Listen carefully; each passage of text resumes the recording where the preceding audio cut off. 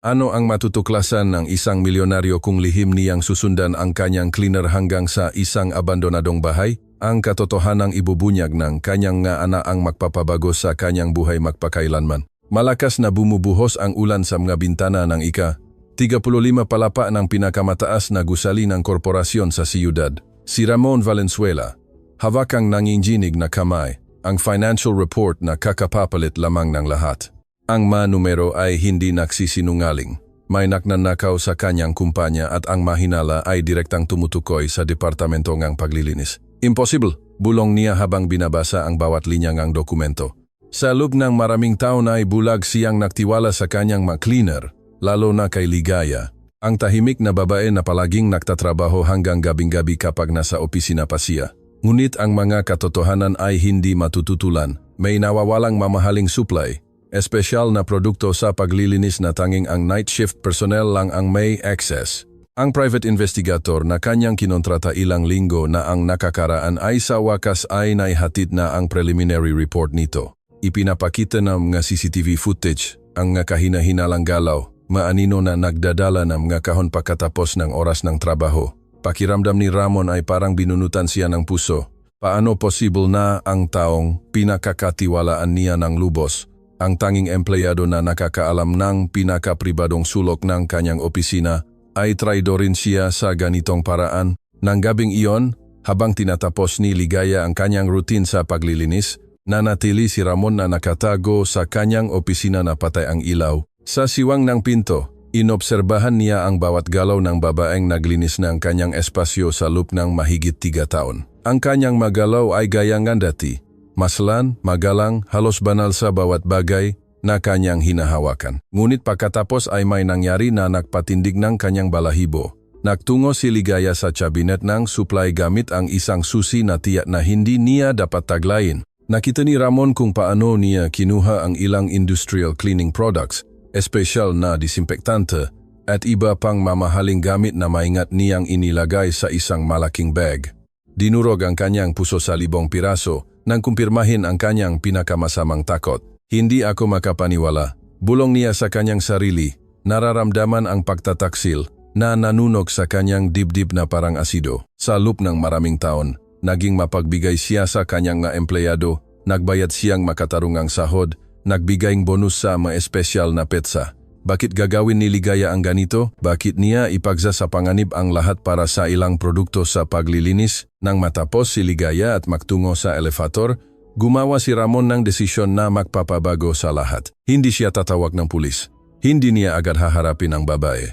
Kailangan niyang intindihin kung bakit. Kailangan niyang malaman kung ano ang nagtulak sa kanya upang maging magnanakaw. Tahimik, sinundan ni Ramon si Ligaya hanggang sa parking lot. Mula sa kanyang itim na Mercedes, pinanatili niya ang sapat na distansya habang ang lumang pampublikong bus ay humaharurot sa mga basang kalsada ng siyudad. Ang kanyang puso ay bumibilis sa halong galit at pagkabigo na hindi pa niya nararanasan kailanman. Nilabag ng babaeng ito ang kanyang tiwala sa pinakamasamang paraan. Tumigil ang bus sa ilang stop bago bumaba si Ligaya sa isang lugar na hindi pa narating ni Ramon. Ito ay isang lugar kung saan ang makalsada ay walang aspalto, kung saan ang mabahay ay tila gawa sapat-sapat sa nga iba't ibang materyales, kung saan ang kahirapan ay amoy sa bawat kanto. Patuloy na nagpanatili si Ramon ang distansya. Ang kanyang Mercedes ay lubos na hindi akma sa paligid. Naglakad si Ligaya ang 20 minuto pabitbit ang bag na naglalaman ng maninakaw na produkto. Sinundan siya ni Ramon nang naglalakad,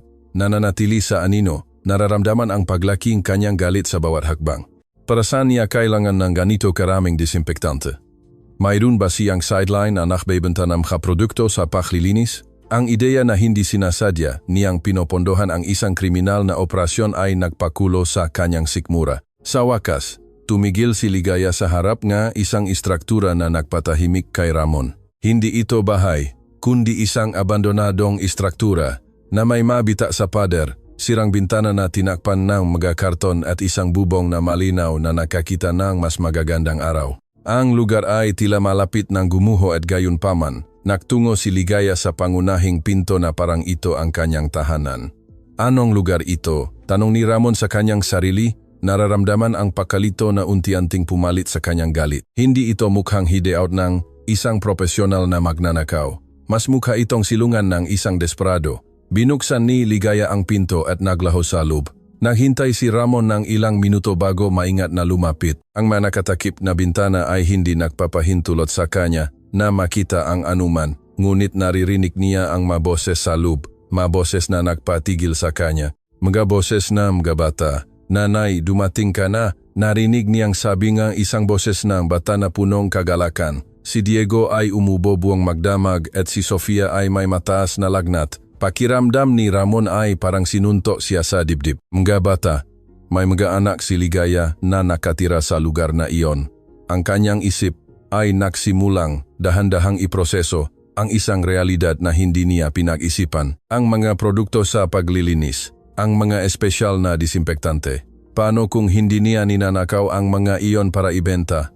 Lumapit siya sa isa sa mga bintana na may maliit na butas sa karton na nakatakip dito. Ang nakita niya sa maliit na siwang na yon ay nagpabago sa lahat ng akala niyang alam niya tungkol kay Ligaya Reyes. Sa loob ng abandonadong bahay na yon na iniilawan lamang ng ilang kandila, may 3 bata, isang binatilyo na tila nag-aalaga ng 2 mas bata na ang isa ay malinaw na may sakit. Kinuha ni Ligaya ang mga produkto sa paglilinis at masusing dinidimpektahan ang bawat ibabaw, bawat sulok ngam, prekarong tirahan na iyon. Ang kanyang magalaw ay ang parehong inobserbahan ni Ramon sa kanyang opisina. Maingat, metodiko, puno ng pagmamahal na ngayon ay ganap niyang naiintindihan. "Anak, halika rito," narinig niyang sabi ni Ligaya sa pinakamaliit na bata, "Kailangan nating gamutin ang ubo mo. Hindi ko pwedeng mawala ka rin." Napatumba si Ramon. Nararamdaman niyang nagsimulang umagos ang luha sa kanyang mga mata. "Rin, ano ang ibig sabihin niyon?" Dinurog ang kanyang puso sa pagkaunawa na mali ang kanyang pahusga sa babaeng ito. Hindi siya nagnanakaw dahil sa kasakiman o kasamaan. Nagnanakaw siya para mabuhay, para panatilihing buhay ang kanyang maanak sa kondisyon na walang sinumang tao ang dapat harapin. Ngunit pagkatapos ay isang basag na boses ngang bata ang tumuso sa gabi na parang balaraw. "Nanay, babalik pa kaya si tatay? Tutulungan pa kaya niya kami? Tulad na pangako niya bago siya umakyat sa langit." Ang katahimikan na sumunod ay mas nakakadurog kaysa sa anumang siga.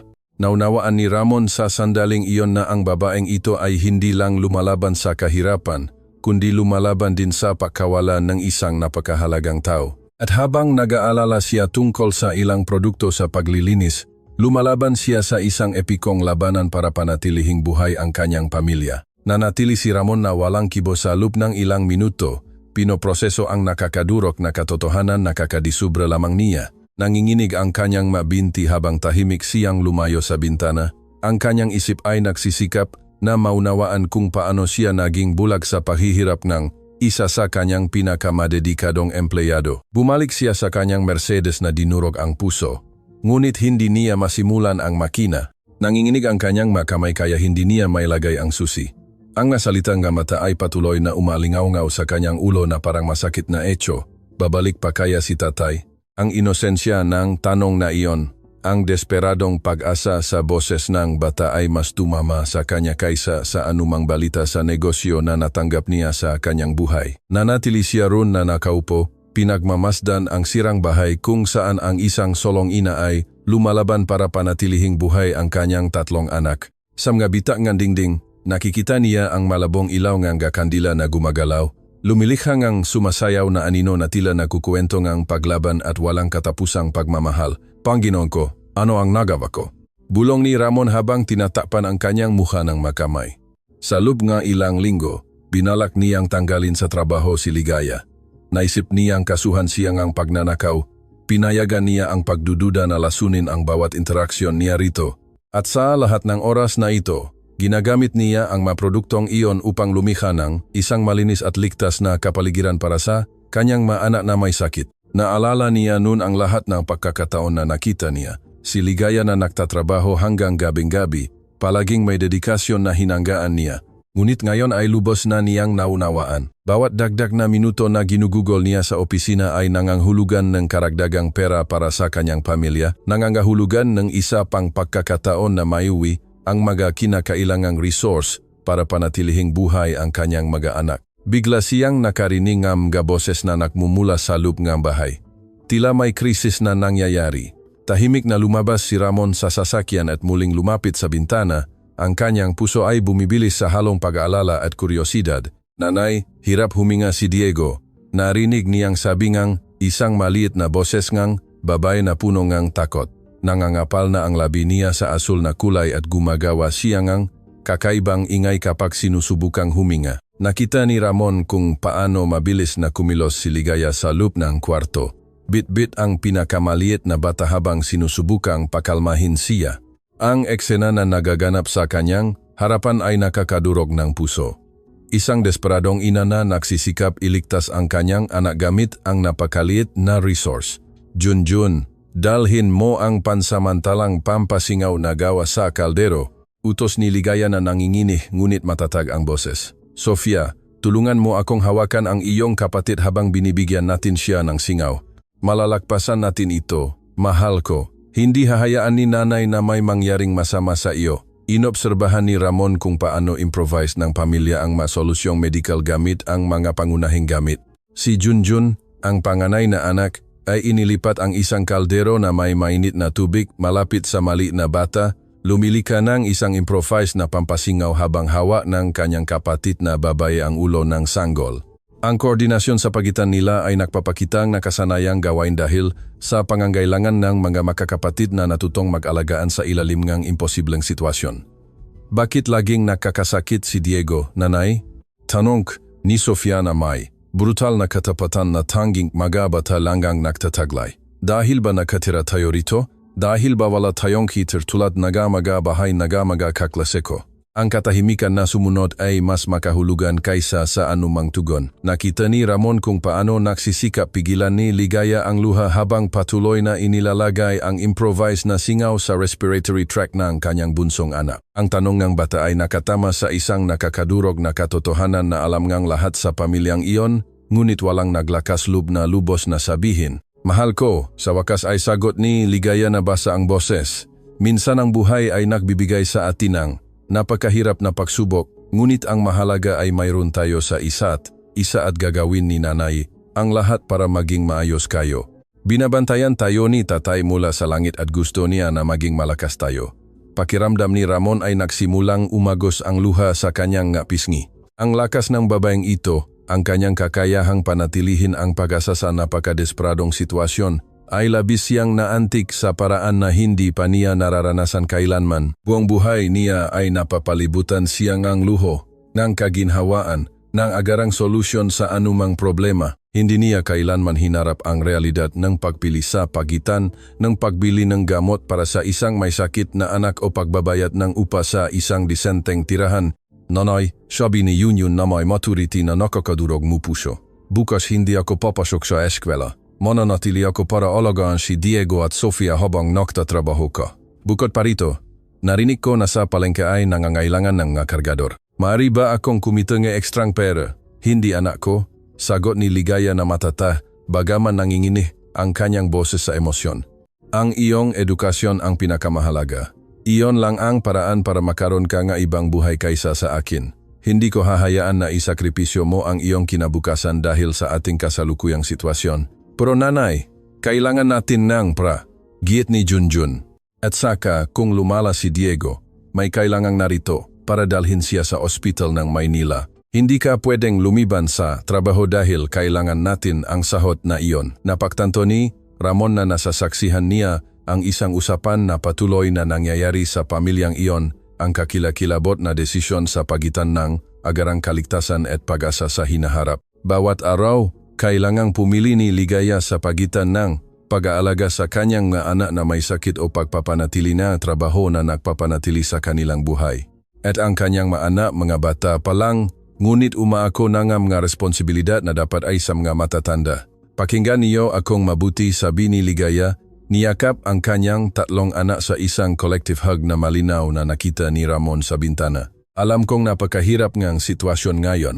Alam kong nilalamig kayo, na may sakit si Diego, na minsan kulang ang pagkain, ngunit ipinapangako ko na magbabago ito. Nagsisikap si nanay para makahanap ng mas magandang lugar na titirhan. Talaga, nanay, tanong ni Sofia na may nakniningning na mata na puno nga pag-asang ang bata. makakaroon tayo ngang bahay na may heater at mas makakahinga ng maayos si Diego. Oh, mahal ko, sagot ni Ligaya. Bagaman na-detect ni Ramon ang kawalan na katiyakan sa likod na pangakong iyon, makakaroon tayo ng tunay na tahanan na may mga kwarto para sa bawat isa, na may mainit na tubig, na may lahat ng nararapat sa inyo. Pakiramdam ni Ramon ay dinurog ang kanyang puso sa pagkaunawa na si Ligaya ay gumagawa ng mga pangako na marahil ay hindi niya matutupad. Sa kanyang sahot bilang isang cleaner, kahit nagtatrabaho ng overtime, halos imposible para sa kanya na mayahon ang kanyang pamilya mula sa sitwasyong iyon. At gayunpaman, patuloy niyang pinapakain ang pag-asa ang kanyang mga anak dahil iyon lang ang nagpapanatili sa kanilang nagkakaisa at may pagnanais na lumaban. Iyon ang sandali nang may narinig siya na lubos na nagpabago sa kanyang pananaw sa buong sitwasyon. Junjun, sabi ni Ligaya sa mahinang boses, iniisip na hindi maririnig ng mas maliliit na bata. Kailangan mong malaman ang isang mahalagang bagay, ang trabaho sa kumpanya ni Senyor Valenzuela. Nitong huli, kinailangan kong kumuha ng ilang bagay mula sa opisina, mga produkto sa paglilinis, mga disinfektante. Alam kong mali iyon. Ngunit dahil napakamay sakit ni Diego at walang pera para bumili ng gamot. Nanay, hindi mo na kailangang magpaliwana. Putol ni Junjun na may karunungan na hindi akma sa kanyang edad. Ginagawa mo palagi ang tama. Kung kinuha mo ang maiyon, ay dahil wala kang ibang pagpipilian. Palaging sinasabi ni tatay na kapag para sa proteksyon ng pamilya, gagawin ng isang magulang ang lahat ng kinakailangan. Napahinto si Ramon sa pahinga. Ikinukumpisal ni Ligaya sa kanyang panganay na anak na kumukuha siya ng mga produkto mula sa opisina. Ngunit ang paraan ng kanyang pakukumpisal ay hindi katulad ng isang kriminal na nagbibigay katwiran sa kanyang magawa, kundi katulad ng isang desperadong ina na nagpapaliwanag sa kanyang anak kung bakit niya kinailangan ikompromiso ang kanyang sariling moral na prinsipyo upang panatilihing buhay sila. Pero, anak, patuloy ni Ligaya na luhaan ang mamata. Gusto kong maintindihan mo na hindi, ito ang gusto kong ituro sa inyo. Sa normal na sitwasyon, hindi ko kailanman kukunin ang isang bagay na hindi sa akin. Ang iyong tatay ay isang tapat, masipag na tao, at gusto niya na lumaki kayong mataong may integridad. Ang ginagawa ko ngayon ay pansamantala lang hanggang sa makahanap tayong solusyon. Nanay, gagawin din ni tatay ang parehong bagay kung narito siya. Sagot ni Junjun habang niyayakap ang kanyang ina. Itinuro niya sa amin na ang pinakamahalaga ay alagaan ang pamilya at iyon mismo ang ginagawa mo. Kinailangan sumandal ni Ramon sa dingding para hindi siya matumba. Ang usapan na kakarinig lang niya ay mas matinding nakasama sa kanya kaysa sa anumang naunang karanasan sa kanyang buhay. Ang babaeng ito ay sinasaktan ng konsensya dahil sa pakuha ng mga produktong iyon. Itinuturo niya sa kanyang mga anak na mali ang kanyang ginagawa. Ngunit minsan ang matinding sitwasyon ay nagtutula sa mga tao na gumawa ng imposibleng desisyon. Bigla, nagsimulang umubo ng malakas si Diego, isang basa at nakababahalang tunok na nagpatakbo agad sa buong pamilya. Nakita ni Ramon kung paano binitbit ni Ligaya ang maliit na bata habang si Junjun at Sofia ay tumakbo upang kumuha ng mas maraming mainit na tubig para sa improvised na pampasingaw. Diego, mahal ko. Huminahon ka. Bulong ni Ligaya habang inihila ang bata. Nandito si nanay. Magiging maayos ang lahat. Huminga ng dahan-dahan tulad ng itinuro ko sa iyo. Nagunit na kita ni Ramon na lumalala ang sitwasyon. Ang labing bata ay may kulay na asul na hindi normal at ang kanyang pahinga ay lalong nagiging mahirap. Malinaw na nangangailangan siya ng agarang profesional na atensyong medikal. Nanay, sabi ni Junjun na may lumalaking takot sa boses. Sa tingin ko kailangan nating dalhin siya sa ospital ng Maynila. Lumalala siya. Anak ko, alam mong wala tayong pera para sa pribadong ospital, sagot ni Ligaya na desperado. At sa ospital ng Maynila, aabutin sila ng oras bago tayo asikasuhin. Bukod pa rito, marami silang itatanong tungkol sa kung saan tayo nakatira, tungkol sa ating sitwasyon. Napagtanto ni Ramon na natatakot si Ligaya na humingi ng tulong medikal, hindi lang dahil sa pinansyal na dahilan, kundi dahil din sa takot na malaman en maautoridad ang kalagayan ng kanyang pagpapalaki sa kanyang nga anak. Ang takot na kunin ang kanyang nga anak dahil sa kapabayaan o dahil sa pamumuhay, sa hindi angkop na kondisyon ang nagpapatigil sa Kanya sa sandaling pinakamamalas niya itong kailangan kumilos. Nanay, hindi ko napake kung ano ang sabihin nila, giit ni Junjun. Kung mahirap si Diego dahil hindi natin siya dinala sa ospital, hinding-hindi ko mapapatawad ang sarili ko at ikaw din. Ang mga salitang iyon ay parang balaraw kay Ramon, isang 12 taong gulang na bataang humaharap sa totoong posibilidad na mawala ang kanyang bunsong kapatid dahil sa kakulangan ng resource medical. Nakita niya kung paano nagdurusa ang isang pamilya sa pagitan ng pagmamahal, takot at desperasyon. Sa wakas, gumawa si Ligaya ng desisyon na nagpakita ng tunay na lawak ng kanyang pagmamahal ng ina. Tama ka, anak ko, sabi niya ng may determinasyon. Binalot si Diego sa isang lumang kumot. Punta tayo sa ospital ng Maynila. Hindi ko napake kung ano ang kailangan nating harapin pagkatapos. Ang mahalaga ngayon ay iligtas ang iyong kapatid. Nakita niya silang lumabas sa abandonadong bahay sa madaling araw. Isang tahimik na prosesyon ng mga figurang nakabalot sa lumang kumot na naglalakad sa ilalim ng ulan patungo sa isang malayo na hintuan ng bus. Binitbit ni Ligaya si Diego habang hawak ni Junjun ang kamay ni Sofia at lahat sila ay kumikilos ng may desperadong pagmamadali ng nakakalam na bawat minuto ay mahalaga. Iyon ang sandali nang gumawa si Ramon Valenzuela ng pinakamahalagang desisyon sa kanyang buhay. Hindi siya maaring manatili roon na nakatayo.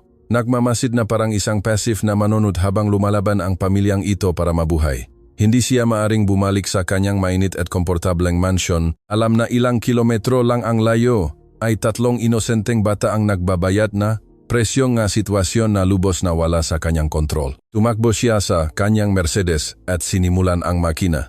Kailangan niyang gumawa ang isang bagay, kailangan niyang tumulong. Ngunit habang nagmamaneho siya sa likod ng bus na nagdadala sa pamilya ni Ligaya patungo sa ospital, isang tanong ang bumabagabag sa kanya.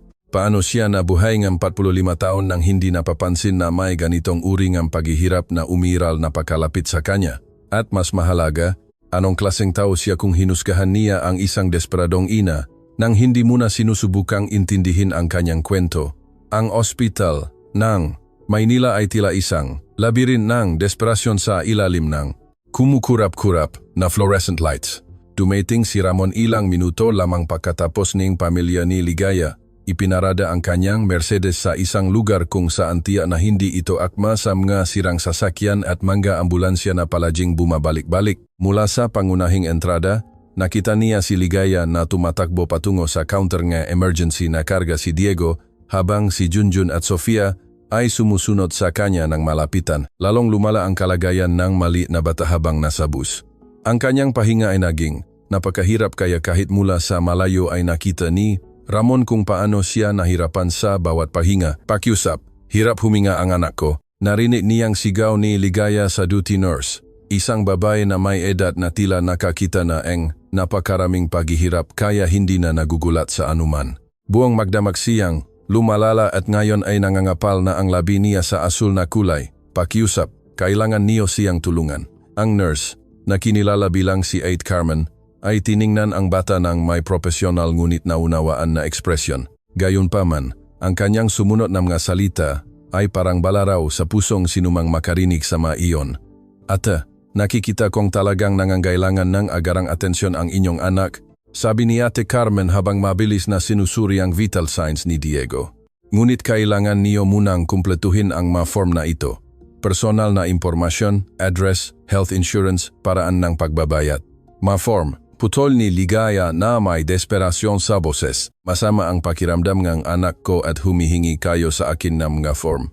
Pakiusap, asikasuhin niyo muna siya at pagkatapos ay kukumpletuhin namin ang lahat ng papeles na gusto niyo. Naintindihan ko ang inyong pag-aalala. Ate, ngunit ito ay sa pilitang pamamaraan. Sagot ng nurse na may institusyonal na lamik na katangian ng ma-overburden na sistema ng kalusugan. Nang walang kumpletong dokumentasyon, hindi namin mapoproseso ang kanyang pagpasok sa sistema. Inobserbahan ni Ramon ang eksena mula sa sapat na distansya, nararamdaman ang paglaki ng pagkadismaya sa kanyang dibdib. Nasasaksihan niya kung paano maaring maging trahedya ang burokrasya para sa mga walang kakayahan. Habang nahihirapan si Diego huminga, hinihingi ngang sistema sa kanyang ina na unahin ang papeles kaysa sa buhay ng kanyang anak. Nanay, ibigay mo na ang mga papel na gusto niya, bulong ni Junjun. sinusubukang maging responsableng, kuya na pinilit siyang maging ngang sitwasyon. Kaya kong alagaan si Sofia habang sinasagot mo iyan. Ngunit nang simulang sagutan ni Ligaya ang mga form, naging malinaw ang malupit na realidad ng kanyang sitwasyon. Sa address box, natigilan siya. Ano ang isusulat niya? Abandonadong bahay na walang numero sa squatters area. Hindi ba ito magbubunga ng hinala tungkol sa kanyang kakayahang alagaan ang kanyang maanak? Ate, kailangan ko valid na address. Giit ni Ate Carmen. Napansin ang pag-atubili ni Ligaya. Ito ay impormasyon na kinakailangan para sa medical record. Kasi po, lilipat kami. Pagsisinungaling ni Ligaya, nanginginig ang kanyang kamay habang hawak ang ballpen. Temporaryo po kaming nananatili sa bahay ng mga kamag-anak. Address ng mga kamag-anak niyo. Kung gayon, putol ni Ate Carmen na lalong nagiging mainipin. May pila nga mga taong naghihintay sa likod ni Ligaya at malinaw na ang presyon ng trabaho ay nakakaapekto sa kanyang pasensya. Nakita ni Ramon kung paano unti-unting bumagsak si Ligaya. Siya ay isang proud na babae na naktrabaho buong buhay, na nakpapanatili na kanyang dignidad kahit sa pinakamatinding sitwasyon. Ngunit ngayon, nahawak ang kanyang anak na nasa kritikal na kondisyon sa kanyang braso, napilitan siyang magsinungaling at magpakumbaba sa harap ngang isang sistema na tila dinisenyo para paalisin ang mapinakamahina. Iyon ang sandali nang bigla siyang inatake si Diego. Ang baby ko, may nangyayari sa baby ko. Sigaw ni Ligaya habang si Diego ay lumala ng bigla at ang buong sala ay natigilan. Ang mga konvulsyon ay nakakatakot saksihan. Ang maliit na katawan ni Diego ay marahas na nakukumpol habang ang kanyang maliliit na mata ay lubos na naging puti. Sa wakas, kumilos si Ate Carmen nang may agarang pagmamadali na nararapat sa sitwasyon mula pa sa simula. Code blue sa emergency. Kailangan kong doktor dito agad. Sigaw niya habang binitbit si Diego mula sa mga braso ni Ligaya at tumakbo patungo sa mga silid ng paggamot. Huwag niyo pongkunin ang anak ko. Higbi ni Ligaya habang sinusubukang sundan ang nurse. Pakiusap, hayaan niyo akong sumama sa kanya. Bata pa lang siya, natatakot siya. Ate, kailangan niyo pong manatili rito habang pinapatatag namin ang bata, sabi sa kanya ng isang security guard na hinarangan ang kanyang daanan na may walang pakundangan na otoridad. Nakatangian ng nagpapatupad ng regulasyon nang hindi isinasaalang-alang ang sakit ng tao. Hindi pwedeng pumasok ang mga kamag-anak sa treatment area sa panahon ng medical emergency. Nasaksihan ni Ramon kung paano bumagsak si Ligaya ng emosyonal. Ang malakas na babaeng ito na humarap sa kahirapan, pagkabalo at responsibilidad na mag-isa magpalaki ng 3 anak, sa wakas ay nabasag. Bumagsak siya sa isa sa mga plastic na silya sa waiting area. Umiyak ng buong lakas na nakakadurog ng puso ng sinumang makarinig sa kanya. Nanay, huwag kang umiyak. Sabi ni Sofia na may inosenteng karunungan ng nga bata na nakakita na napakaraming paghihirap. Malakas si Diego. Tandaan mo ang sabi ni tatay, may dugong ang mandirigma ang ating pamilya. Magiging mayos si Diego dahil may lakas ka. Ang mga salitain 8 taong gulang na bata ay nagbunyain isang pangunahing bagay tungkol sa pamilyang ito. Nawala nila ang kanilang patriarka, ngunit ang kanyang pamananang lakas ay nananatiling buhay sa bawat miyembro nila. Ang tatay ng mga batang ito ay malinaw na isang mahalagang figura na nakturo sa kanila ng halaga ng paglaban at pagkakaisa ng pamilya. Paano namatay si tatay, nanay? Tanong ni Junjun na basag ang boses, sinasamantala ang vulnerable na sandaling ito upang magtanong na malinaw na matagal na niyang pinipigilan. Hindi mo pa sinasabi sa amin kung ano talaga ang nangyari? Lumapit pa si Ramon ng kaunti nang hindi napapansin dahil nahinuha niya na malapit na siyang makarinig ng isang pangunahing katotohanan upang maintindihan ang sitwasyon ng pamilyang ito. Huminga ng malalim si Ligaya bago sumagot. Pinunasan ang luha gamit ang laikod ng kanyang kamay. Ang tatay niyo ay isang welder sa konstruksyon.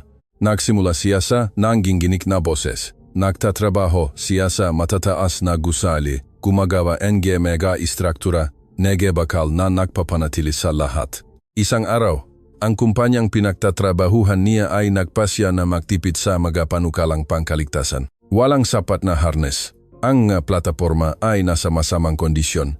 Nahulog siya. Tanong ni Sofia na may brutal na diretsong tanong na tanging mga bata lang ang kayang ipahayag. Oh, mahal ko, kumpirma ni Ligaya. Niyakap ang kanyang 2 panganay na anak. Nahulog siya mula sa ika-20 palapag dahil ayaw ng kumpanya na mamuhunan sa sapat na kagamitan sa kaligtasan. At nang sinubukan naming humingi ng tulong sa kanila, nang humingi kami ng kabayaran para makapagpatuloy, sinabi nila sa amin na kasalanan niya dahil hindi siya nagingat. Pakiramdam ni Ramon ay kinilabutan siya. Ang pamilyang ito ay hindi lang nawalan ng pangunahing tagapagtaguyod, kundi naging biktima rin ng kapabayaan ng korporasyon. Isang kumpanya ang prioritize na kita kaysa sa buhay ng tao at nang ang mabungangang desisyong iyon ay naging nakamamatay, sinisi nila ang biktima. Kaya hindi kami nakapanatili sa aming dating bahay, tanong ni Junjun na ikinonekta ang mapunto na may likas na talino na nade-develop ng mga bata na lumalaki sa kahirapan. Eksakto, anak ko, sagot ni Ligaya, nang walang sahot ni tatay, hindi namin nabayaran ang upa. Pinalayas kami ngang may-ari pagkatapos ng 2 buwan na atraso. Nawala ang lahat, ang mga muebles, ang mga litrato ng pamilya, maging ang mga laruan na binili ni tatay para sa Pasko. Ang larawan na nabubuo sa isip ni Ramon ay nakakadurog. Ang pamilyang ito ay nagkaroon ng normal na buhay, isang bahay, seguridad. Ang lahat ay bumagsak dahil sa kasakiman na korporasyon at kakulangan sa responsibilidad panlipunan. Si Ligaya ay mula sa pagiging asawang respetadong manggagawa ay naging solong-ina na lumalaban para panatilihing buhay ang kanyang maanak sa isang abandonadong bahay. Pero nanay, sabi ni Sofia na may walang katapusang pag-asa ng bata, palagi mong sinasabi na binabantayan tayo ni tatay mula sa langit. Sa tingin mo, tinutulungan niya si Diego ngayon? Oo naman, mahal ko, sagot ni Ligaya. Nakahanap ngang lakas sa pananampalataya na nagpanatili sa kanyang pamilya na nakakaisa. Hindi tayo kailanman pababayaan ni tatay. Nakikipag-usap siya sa mga doktor ngayon, sinasabi sa kanila kung paano eksaktong gagaling si Diego. Iyon ang sandali nang lumabas ang doktor, isang batang lalaki na tila pagod, ngunit pinananatili ang profesional na katahimikan na kinakailangan upang magbigay ng balita medikal. Lumapit si Ramon ng sapat upang marinig ang lahat ng sasabihin niya. Pamilya Reyes, tanong ng doktor habang kinokonsulta ang kanyang clipboard. Opo, ako po ang nanay, sagot ni Ligaya, agad na tumayo. Kumusta po ang anak ko? Magiging maayos ba siya? Ang inyong anak na si Diego ay may malubhang respiratory infection, komplikado ng malnutrition at matagal na pagkakalantad sa masamang kondisyon ng kapaligiran. Paliwanag ng doktor na may medical na terminolohiya na nakakatakot pakinggan para sa mga hindi profesional. Ang makombulsyon ay sanhing kakulangan na oksigen dahil sa pagbara na kanyang respiratory tract. Ano po ang ibig sabihin niyan sa simpleng salita, Dok? Tanong ni Junjun. Umako muli sa papel ngang matanda na hindi akma sa kanyang 12 taon. Ibig sabihin, malubhang may sakit ang inyong kapatid dahil humihinga siya ngang maruming hangin at hindi nakakakuha ng sapat na nutrisyon para mapanatiling malakas ang kanyang immune system.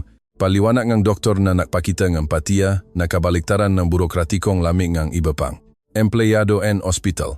Kailangan niya nga agarang hospitalisasyon, intravenous na antibiotiko at intensive care sa LUB-M, hindi bababa sa 1 linggo. Ang katahimikan na sumunod ay mas makahulugan kaysa sa anumang sigaw. Nakita ni Ramon kung paano dahan-dahang pinoproseso ni Ligaya ang mga implikasyon ng mga salitang iyon. Ang hospitalisasyon ay nangangahulugan ng mga gastusin na hindi niya kayang bayaran.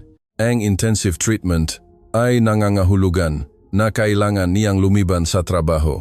Mawawala ang tanging kita na nagpapanatili sa kanyang pamilya na buhay. Dok, sabi ni Ligaya na nanginini ang boses, magkano po ang lahat ng iyan? Ate, sa ngayon ang mahalaga ay iligtas ang buhay ng inyong anak, sagot ng doktor, matalinong iniwasan ang tanong tungkol sa pinansyal. Ang mga aspetong pinansyal ay maring talakayin pagkatapos sa billing department. Ngunit si Ligaya ay nakaranas ng sapat na kahirapan upang maintindihan na ang talakayin pagkatapos ay nangangahulugan ng pag-ipon ng utang na imposibleng bayaran. Nangangahulugan iyon na sa loob ng maraming taon ay magbabayad siya ng mga medical bill na magpapanatili sa kanya sa lubos na kahirapan. Mayroon po bang mas murang alternatibo? Tanong niya na may desperasyon ng isang ina na nalulunod sa isang dagat ng kawalan ng posibilidad. Isang bagay na maaari kong gawin sa bahay, alam kong alagaan ang mga batang may sakit.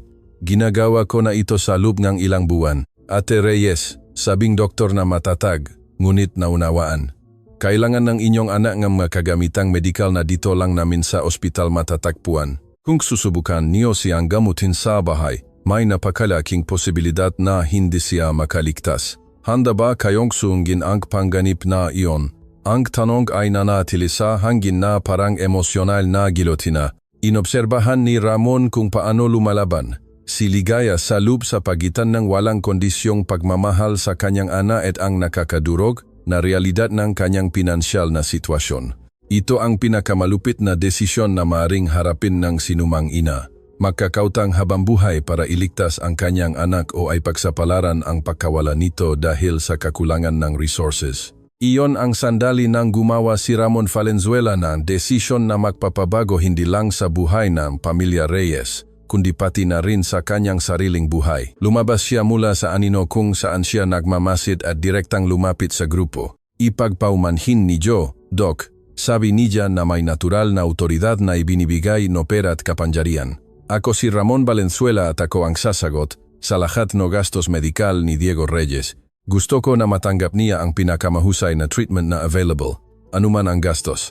Napalingon si Ligaya sa kanya na may ekspresyon ng lubos na gulat. Napuno ang kanyang matang pagkalito, pag-asa, at takot ng sabay-sabay. Hindi niya maintindihan kung bakit ang kanyang amo, ang taong pinagnanakawan niya ng mga produkto sa paglilinis, ay nakatayo sa emergency room ng isang pampublikong ospital, nag-aalok na bayaran ang treatment ng kanyang anak. Senyor Valenzuela, nautal si Ligaya. Ano? Paano?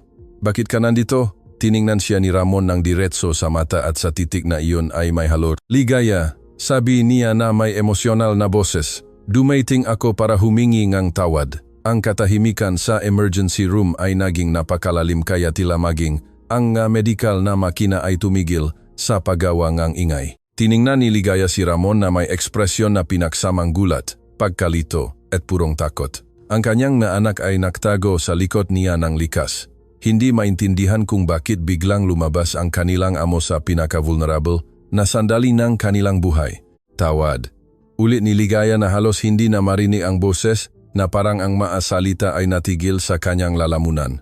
Senyor Valenzuela, hindi ko maintindihan kung ano ang nangyayari. Paano niyo nalaman na nandito kami? Bakit niyo gustong tulungan si Diego? Huminga ng malalim si Ramon. Alam na ang susunod na mga salita ay magtatakda hindi lang sa kinabukasan ng pamilyang ito, kundi pati na rin sa uringang tao na siya magiging mula sa sandaling iyon. Ligaya, kailangan kong ikumpisa lang isang kakilakilabot na bagay. Simula niya, nanginginig ang boses sa tunay na emosyon.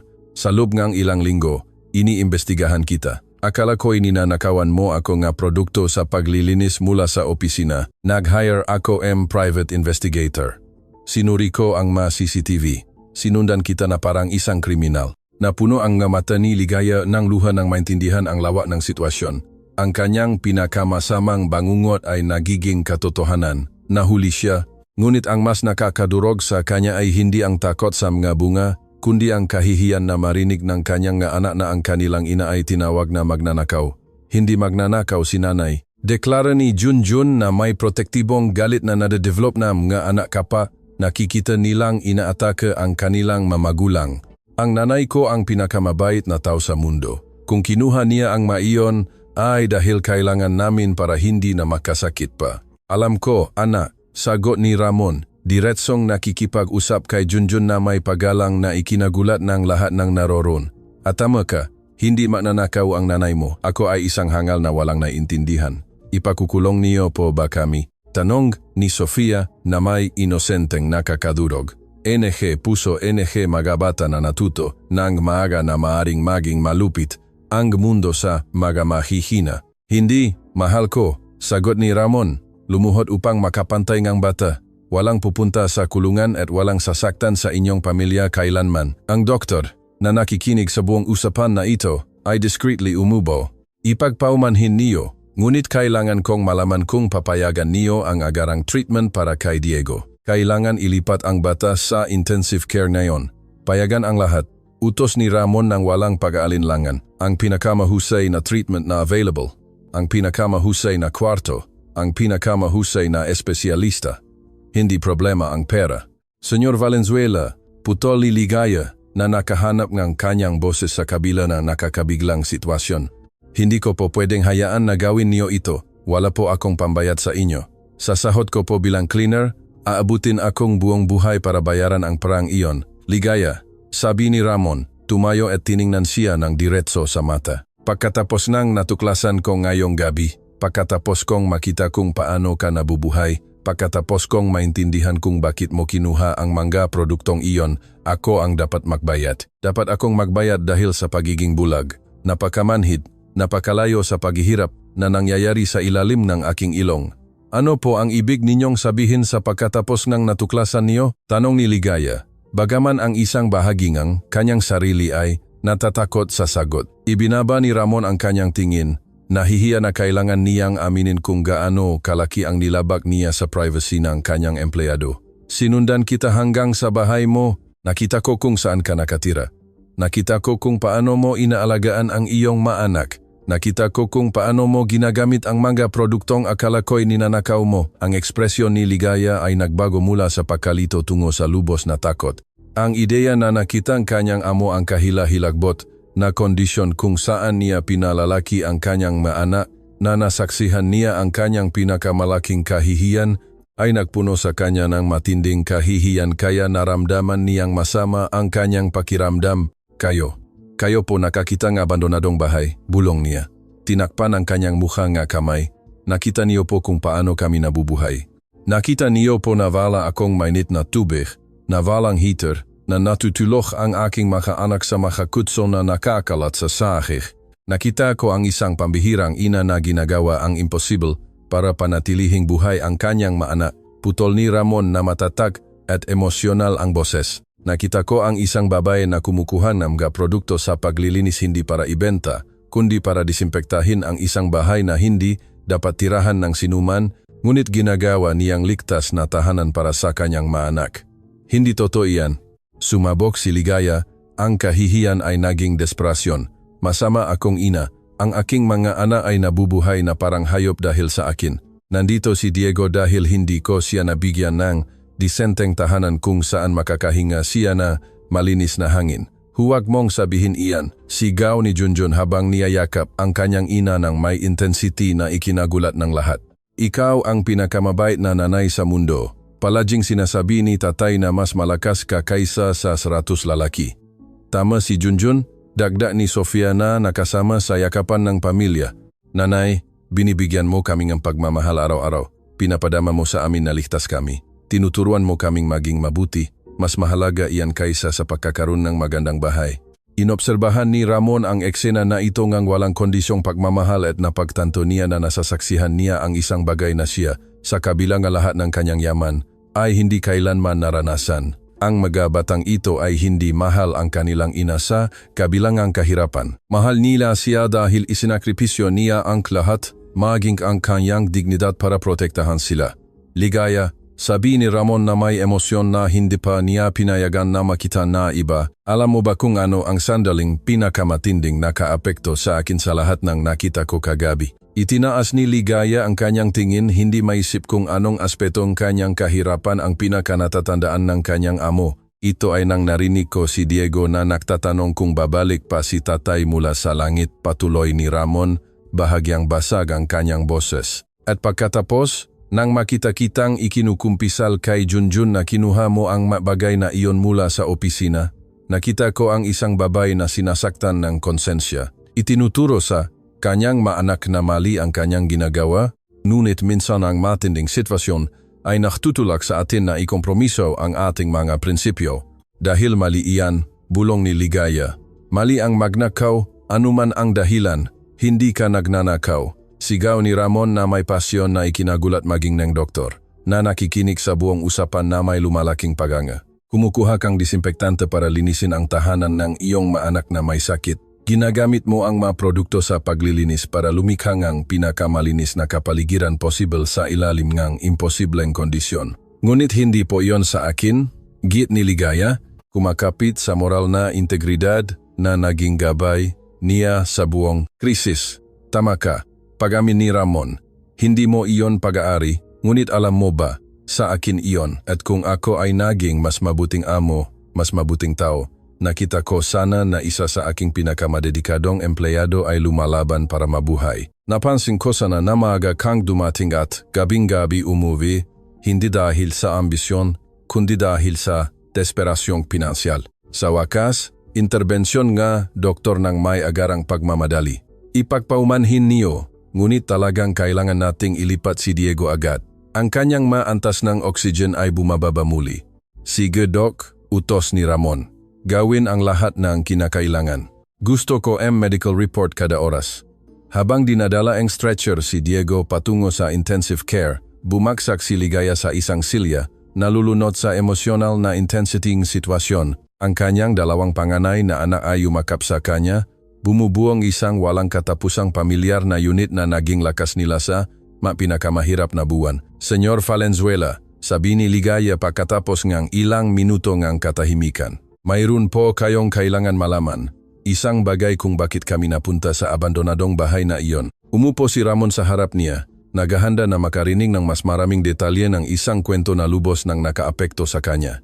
Ang asawa ko, ang tatay na aking maanak, ay si Mang Tonyo, simula ni Ligaya. Ang kanyang boses ay nagkaroon ng nostalgic na kalidad na taglay ng mga tao kapag nagsasalita tungkol sa mga mahal sa buhay na nawala. Siya ay isang industrial welder. Nagtatrabaho siya sa konstruksyon nega-maga scrapper at tulay. Siya ay isang mabuting tao, masipag, na nangangarap na bigyan ang kanyang anak ng mas magandang buhay kaysa sa kanyang naranasan. Ano ang nangyari sa kanya? Tanong ni Ramon, bagaman nahinuha niya na masakit ang magiging sagot. Nagtatrabaho siya sa konstruksyon ng bagong kompleks ng negosyo na Torre Platino, patuloy ni Ligaya. Hindi napapansin ang epekto ng salitang iyon kay Ramon. Ang kumpanya ang konstruksyon ay nagpasya na magtipid sa makagamitan sa kaligtasan. Ang maharnes ay nasa masamang kondisyon. Ang platform ay hindi sumusunod sa mga regulasyon, ngunit pinipilit nila ang mga manggagawa na tapusin ng mabilis. Pakiramdam ni Ramon ay kinilabutan siya. Ang Torre Platino ay isang proyekto na lubos niyang kilala. Ito ay isa sa mga pinakamalaking kontrata ng kanyang kumpanya sa nakaraang ilang taon. Nahulog si Mang Tonyo mula sa ika-18 palapak dahil bumagsak ang platform ng trabaho, patuloy ni Ligaya. Umiyak na ngayon ng hayagan. Nang sinubukan kong panagutin ang kumpanya, sinabi nila sa akin na kasalanan niya dahil hindi niya sinuri ng maayos ang kanyang kagamitan. Tinanggihan nila ako ng anumang kabayaran at binantaan ako na kakasuhan kung patuloy akong magpupumilit. Anong kumpanya iyon? Tanong ni Ramon. Bagaman ang isang bahagi ng kanyang sarili ay alam na ang sagot at despradong umaasa na siya ay mali. Valenzuela Construction, sagot ni Ligaya. Valenzuela Industries, ang parehong kumpanya kung saan ako nagtatrabaho ngayon. Nililinis ang maopisina ng taong ang kumpanya ang pumatay sa aking asawa. Ang katahimikan na sumunod ay lubos na kaya't maririnig ang tunog ng fluorescent lights ng ospital. Pakiramdam ni Ramon ay parang bumukas ang lupa sa ilalim ng kanyang paa. Sa loob ng maraming taon, si Ligaya ay nagtatrabaho para sa kanya. Nililinis ang kanyang opisina, alam ang bawat detalyeng kanyang buhay profesional, habang itinatago ang pinakamasakit na lihim na possible. Alam mo ba kung sino ako nang nag-apply ka para sa trabaho? Tanong ni Ramon na halos hindi marinig ang boses. Oo naman, alam ko. Sagot ni Ligaya na may katahimikan na kabaliktaran ng emosyonal na bayo sa kanyang mata. Alam ko kung sino ka, ang may-ari ng kumpanya na pumatay sa aking asawa at pagkatapos ay sumira sa aking buhay pinansyal. Bakit? Tanong ni Ramon na lubos na nalulunod. Bakit ka nagtrabaho para sa akin? Bakit hindi mo ako hinarap? Bakit hindi ka nahanap ng paghihiganti? Tiningnan ni Ligaya ang kanyang dalawang anak na nakikinig sa pagbubunyak na ito na may ekspresyon ng lumalaking gulat at pagkalito. Dahil kailangan ko ang trabaho, simpleng sagot niya. Dahil kailangan kumain ng aking maanak. Dahil ang paghihiganti ay hindi magbabalik ng buhay ni Mang Tonyo o magbabayat ng aming magabil. At dahil palaging itinuro sa akin ni Mang Tonyo na ang put ay nilalason lamang ang sinumang nakakaramdam nito. Pero ako ang responsible sa pagkamatay ng iyong asawa, nautal si Ramon.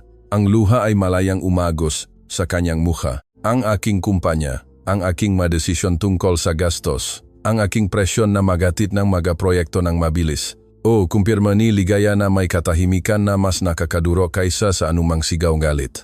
Kayo ang responsible, ngunit ang pagkamuhi sa inyo ay hindi magpapakain sa aking mga anak. ang pagtatrabaho para sa inyo. Sa sandaling iyon, naunawaan ni Ramon Valenzuela na nasa harapan siya ng isang pambihirang galing ng tao na hindi niya kailanman maabot. Anuman ang yaman na kanyang naipon o kapangyarihan na kanyang nakuha. Ang babaeng ito ay nakahanap ng lakas na magtrabaho para sa taong responsible sa kanyang trahedya. Pinanatili niya ang kanyang profesionalismo at integridad habang nililinis ang opisina ang taong sumira sa kanyang pamilya. Ligaya, sabi ni Ramon sa wakas. Walang salita ang makapagpapahayag kung gaano ako humihingi ng tawad. Walang paraan upang mabayaran ang nagawa ang aking kapabayaan sa iyong pamilya. Ngunit isinusumpa ko sa buhay nga aking sariling mga anak na ilalaan ko ang natitirang bahagi nga aking buhay upang itama ang pagkakamaling ito. Ano po ang ibig sabihin niyan? Tanong ni Junjun na may likas na kawalan ng tiwala na nade-develop na mga bata na nakakita kung paano ang mamatatanda ay nangangako nga bagay na hindi nila tinutupad. Tiningnan ni Ramon ang 12 taong gulang na binatilyo na umako ng responsibilidad ng matanda ng maga at gumawa ng pinakamahalagang desisyon sa kanyang buhay negosyo. Ibig sabihin, ang inyong pamilya ay hindi na muling maghihirap. Deklara niya ng may determinasyon na ikinagulat maging ng kanyang sarili. Ibig sabihin, makakaroon kayo ng disenteng bahay, kumpletong edukasyon, garantisadong medical attention, at lahat ng gusto ibigay ng inyong tatay sa inyo nang nagtatrabaho siya sa aking mga proyekto. Bakit po kami dapat magtiwala sa inyo? Tanong ni Sofia na may diretsong katapatan ng mga bata. Nasaktan na niyo po kami minsan. Lumuhot muli si Ramon upang makapantay ngang 8 taong gulang na bata nakakatanong lamang sa kanya ng pinakamahalagang tanong sa kanyang buhay. Bakit? Sagot niya na may emosyonal na boses. Ang inyong pamilya ang nagturo sa akin ngayong gabi kung ano talaga ang ibig sabihin ng pagiging tao at dahil hindi ko nahahayaan pa na magdulot ng labis na paghihirap ang aking kamangmangan. Ang sumunod na mga oras sa ospital ay lumipas na parang emosyonal na roller coaster na walang sinuman sa waiting area na iyon ang makakalimutan kailanman. Nanatili si Ramon doon buong magdamag, kinakansela ang maimportanteng pulong, binabalewala ang ma-emergency na tawag mula sa kanyang kumpanya, lubos na abala sa isang realidad na hindi pa niya kailanman pinag-isipan, ang paghihirap ng mga taong nagtatrabaho para sa kanya. Bawat 30 minuto, lumalabas ang mga nurse na may updates tungkol kay Diego. Ang maliit na bata ay nakakabit sa maraming makina. Ang kanyang maliit na katawan ay lumalaban sa isang impeksyon na mas lumala kaysa sa inaakala. Paliwanag ng mga doktor na ang malinggo ng pamumuhay sa maruming kondisyon ay malubhang nakasira sa kanyang immune system. Nanay, mamamatay po ba si Diego? Tanong ni Sofia na may inosenteng kagaspan na nakakasakit pagkatapos makita ang isa pang doktor na lumabas na may pag-aalala sa ekspresyon. Hindi, mahal ko, sagot ni Ligaya. Bagaman na-detect ni Ramon ang kawalan ng katiyakan sa likod ng mga salitang iyon, malakas si Diego tulad ng tatay niya, malalakpasan niya ito. Inobserbahan ni Ramon kung paano hinarap ng pamilyang ito ang posibilidad ng isa pang nakakaduro na pagkawala. Nawala na nila si Mang Tonyo. Nawala na ang kanilang tahanan, ang kanilang pinansyal na seguridad, ang kanilang dignidad panlipunan. Ang ideya na maaari din nilang mawala si Diego ay hindi kayang isipin. Senyor Valenzuela, sabi ni Junjun bigla, binasag ang tensyonadong katahimikan na bumalot sa waiting area.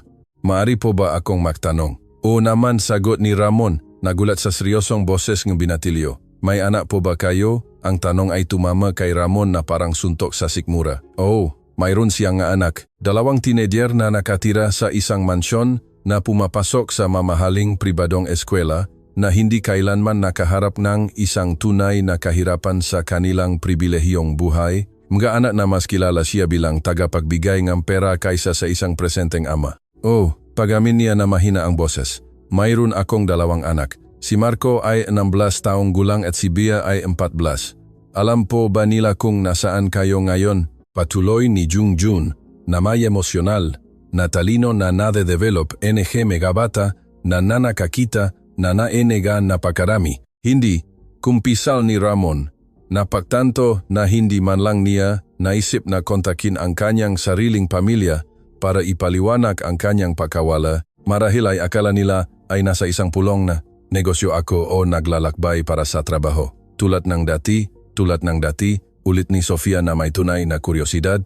Napagtanto ni Ramon na ang mabatang ito na nawalan ng kanilang tatay ng trahedya ay hindi maintindihan kung paano maaring may buhay at malusog na maana ang isang tao, ngunit pipiliing wala sa kanilang buhay. Para sa kanila, na pinahahalagahan ang bawat sandaling ang pamilya na parang isang kayamanan, ang ideya ng isang ama na inuuna ang trabaho kaysa sa pamilya ay ganap na hindi maintindihan. Ang aking maana ay sanay na wala si tatay sa bahay.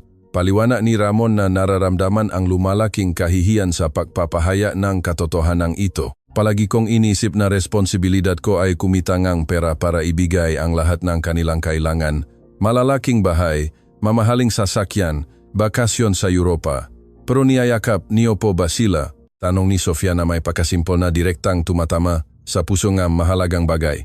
Niyayakap ko sila, ulit ni Ramon na parang ang tanong ay sa isang banyagang wika. Git ng bata, kami niyayakap namin si nanay araw-araw. Maraming beses sa isang araw, lalo na kapag malungkot o nag-aalala siya. Niyayakap niyo po ba ang inyong anak kapag malungkot sila? Nanatili si Ramon na tahimik sa loob ng mahabang minuto. Pinoproseso ang isang tanong na nagbunya ng isang pangunahing kawalan sa kanyang buhay pamilya. Hindi niya maalala ang huling beses na niyakap niya si Marco Obea. Ang kanyang mainteraksyon ay limitado sa mga tanong tungkol sa grado sa eskwela, paglilipat ng pera para sa gastusin, at mababaw na usapan sa panahon ng kakaunting hapunan ng pamilya. Sa tingin ko hindi ko sila sapat na niyayakap, pagamin niya sa wakas. Bahagyang basag ang kanyang boses. Palaging niyayakap kami ni tatay araw-araw. Ibinahagi ni Junjun na may nostalgic na ngiti na pansamantalang nagpasaya sa kanyang pagod na mukha. Pagdating niya mula sa trabaho, bago pa man may mangyari, niyayakap niya kami. Sabi niya, ang yakap ng kanyang mga anak ang nagbibigay sa kanyang ang lakas para magtrabaho ng masipag. At tuwing weekend, dagdag ni Sofia, nakasama sa maalaala ng pamilya, nag-iimbento si tatay ng mga laro sa amin. Ginagawa niya ang bahay na kastilyo o spaceship o gubat. Hindi namin kailangan ng mamahaling laruan dahil ginagawa ni tatay na masaya ang lahat. Nakinig si Ramon sa mapaglalarawan na ito at napagtanto niya na si Mang Tonyo Reyes, isang industrial welder na may katamtamang kita, ay mas mayaman kaysa sa kanya sa mabagay na tunay na mahalaga. Nagkaroon siya ng walang kondisyong pagmamahal ng kanyang pamilya, nakabuo nga mahalagang alaala kasama ang kanyang maana, naging emosyonal na sentro ng kanyang tahanan. Alam niyo ba kung ano ang pinakamis namin kay tatay? Tanong ni Ligaya, nakasama sa usapan na may mahinang boses, ngunit puno nga emosyon.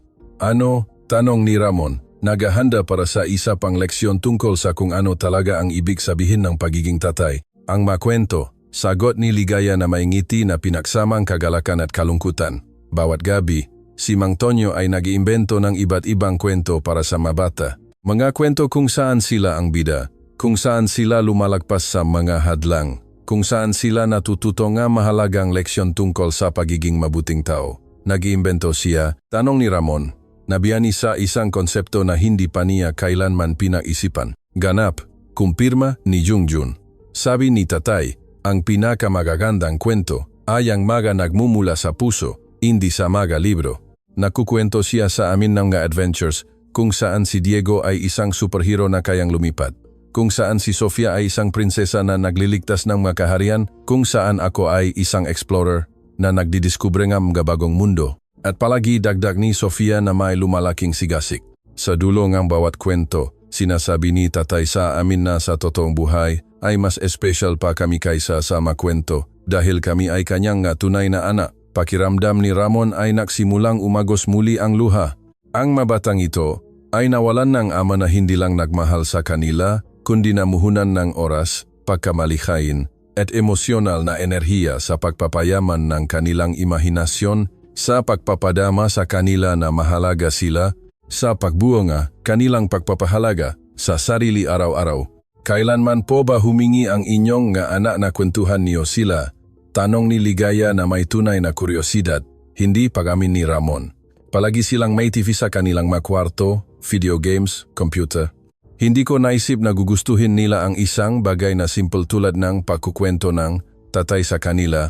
Marahil, suhestyon ni Junjun na may karunungan na mas mataas sa kanyang edad. Hindi po nila alam na pwede nilang hilingin iyon sa inyo. Marahil ay naghihintay sila na magalok kayo. Sa eksaktong sandaling iyon, lumabas ang chief doctor ng intensive care sa waiting area. Ang kanyang ekspresyon ay seryoso, ngunit hindi nakakadurog na agad na kumuha ngang atensyon ng lahat ng naroon. Pamilya Reyes, anunsyo niya habang kinukonsulta ang kanyang clipboard. May balita ako tungkol kay Diego. Agad na tumayo si Ligaya kaya muntik na siyang mawalan ng balanse. Nanginginig ang kanyang nga kamay habang naghahanda na makarinig ng balita na maaring magpabago sa lahat. Kumusta po ang baby ko, Dots? Tanong niya na nanginginig ang boses. Si Diego ay tumugon nang napakahusay sa treatment ng antibiotiko, paliwanag ng doktor na may nakakapanatak ng ngiti. Ang kanyang pahinga ay lubos na nagpapatatag at ang mga antas ng oksigen sa dugo ay bumabalik na sa normal na parameter.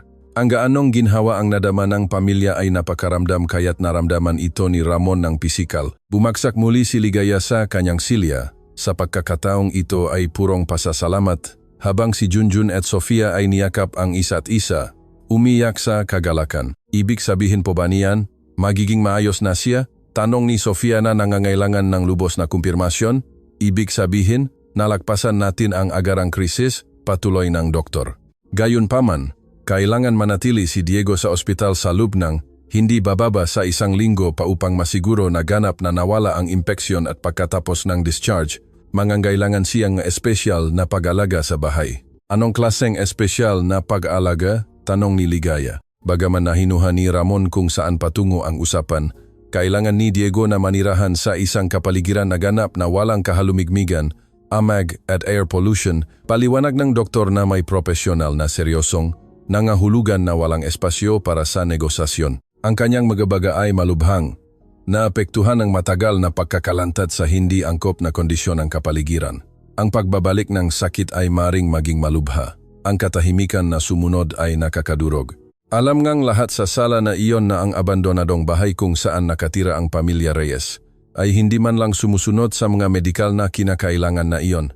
Sa katunayan, iyon mismo ang uri ng kapaligiran na maaring maglagay sa panganib kay Diego kung babalik siya ron. Dok, sabi ni Ramon, tumayo ng may determinasyon. Anong klaseng tirahan ang ideal para sa pagaling ni Diego? Isang bahay na may angkop na sistemang heater at ventilasyon. Walang problema sa amag. Mas mainam na may air purifier at tiyak na walang pagkakalantad sa amag o sirang materyales ng konstruksyon. Sagot ng doktor. Inilalarawan ang lahat ng kabaliktaran ng kung saan nakatira ang pamilya. Naintindihan ko, sabi ni Ramon na matatag. Hindi iyon problema. Senyor Valenzuela, putol ni Ligaya. Naintindihan agad ang maimplikasyon ng masalitang iyon. Hindi ko po pwedeng hayaan na gumawa pa kayo ng higit sa nagawa niyo na. Ang ospital, ang magagamot, sobra na. Ligaya, sagot ni Ramon. Tiningnan siya ng diretso sa mata. Ang iyong anak ay halos nawala dahil sa aking kapabayaan sa negosyo na pumatay sa kanyang tatay at pinilit silang manirahan sa kondisyon na walang sinumang tao ang dapat harapin. Hindi ito kawanggawa ang iniaalok ko, kundi katarungan. Pero ang bahay na inilalarawan ng doktor ay dapat na nakakahalaga ng malaking halaga, protesta ni Ligaya. Hindi ko po pwedeng tanggapin ang ganyan kalaki mula sa inyo. Bakit po hindi? Tanong ni Sofia na may simpleng lohika nga bata. Kung may para po si senyor at kailangan po namin ng bahay para hindi makasakit si Diego, bakit hindi po siya makakatulong sa amin? Kasi, mahal ko, paliwanag ni Ligaya na may pasensya. Kapag may nagbigay sa iyong napakalaking bagay, maaring humingi silang kapalit na hindi mo kayang ibigay. Pakiramdam ni Ramon ay parang sinampal siya ng mga salitang iyon. Tama si Ligaya na magduda. Sa kanyang mundo ng negosyo, lahat ng pabor ay may kondisyon. Lahat ng tulong ay may nakatagong kapalit. Lahat ng kabutihan ay nakabalat kayong puhunan. Ligaya, sabi ni Ramon na may emosyon na hindi pa. Niya pinayagan na makita na iba sa mga kontekstong profesional. Ang tanging gusto ko kapalit ay ang pagkakataong maging mas mabuting tao kaysa sa dati. Ang pagkakataong parangalan ang alaala ni Mang Tonyo. Sa pamamagitan ng paggawa para sa kanyang nga anak kung ano ang ginawa niya sana kung hindi ako naging irresponsible sa kaligtasan sa trabaho. Talaga po, tanong ni Junjun, sinuri ang mukha ni Ramon na may kakayahan ng bata na makadetect ng katapatan o kasinungalingan sa mga matatanda. Talaga, kumpirma ni Ramon. At saka gusto ko ring humingi ng pabor sa inyo. Anong pabor po? Tanong ni Sofia na may kuryosidad. Gusto ko na turuan niyo ako kung paano maging uri nga ama na si Mang Tonyo. Sabi ni Ramon, Basak ang kanyang boses dahil sa emosyon. Gusto kong matuto kung paano magkwento sa aking mga anak, kung paano sila yakapin kapag malungkot sila, kung paano sila padamaing, mas mahalaga kaysa sa anumang pulong na negosyo. Seryoso po kayo? Tanong ni Ligaya, nagulat sa isang kahilingan na hindi niya kailanman inasahan. Seryoso, kumpirma ni Ramon. Nawalan kayo ng pinakamabuting tatay sa mundo, ngunit ang inyong maalaala tungkol sa kanya ay makakatulong sa akin na maging mas mabuting tatay para sa aking sariling maanak. Iyon ang pinakamagandang kabayaran na maaari ninyong ibigay sa akin.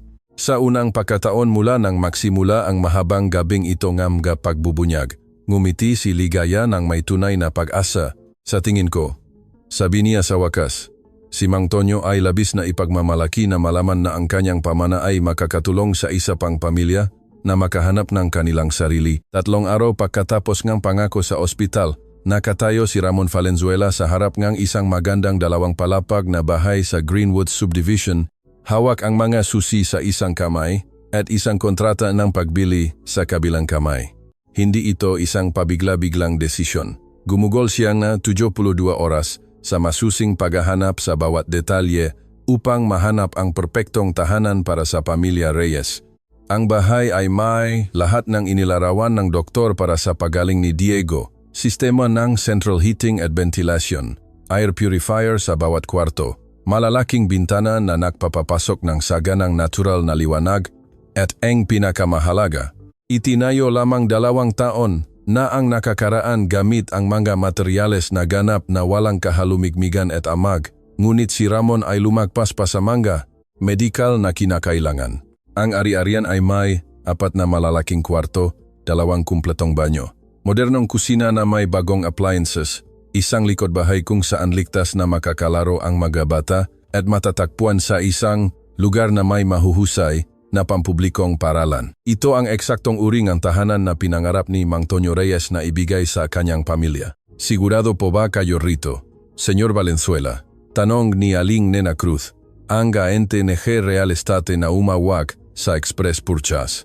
Napakagandang desisyon, ngunit napakamahal din.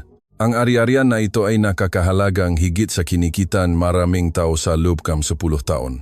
Ganap akong sigurado, sagot ni Ramon ng walang pag-alinlangan. Bukod pa rito, hindi ito pagiging mapagbigay, kundi matagal ng naantalang hustisya. Habang naghihintay sa pagdating ng pamilya Reyes, nagmuni-muni si Ramon tungkol sa mga pambihirang pagbabago na nangyari sa kanyang buhay sa loob ng 3 araw na iyon. Kinansela niya ang maimportanteng pulong, ipinasa ang desisyon sa negosyo na normal niyang ituturing na kritikal.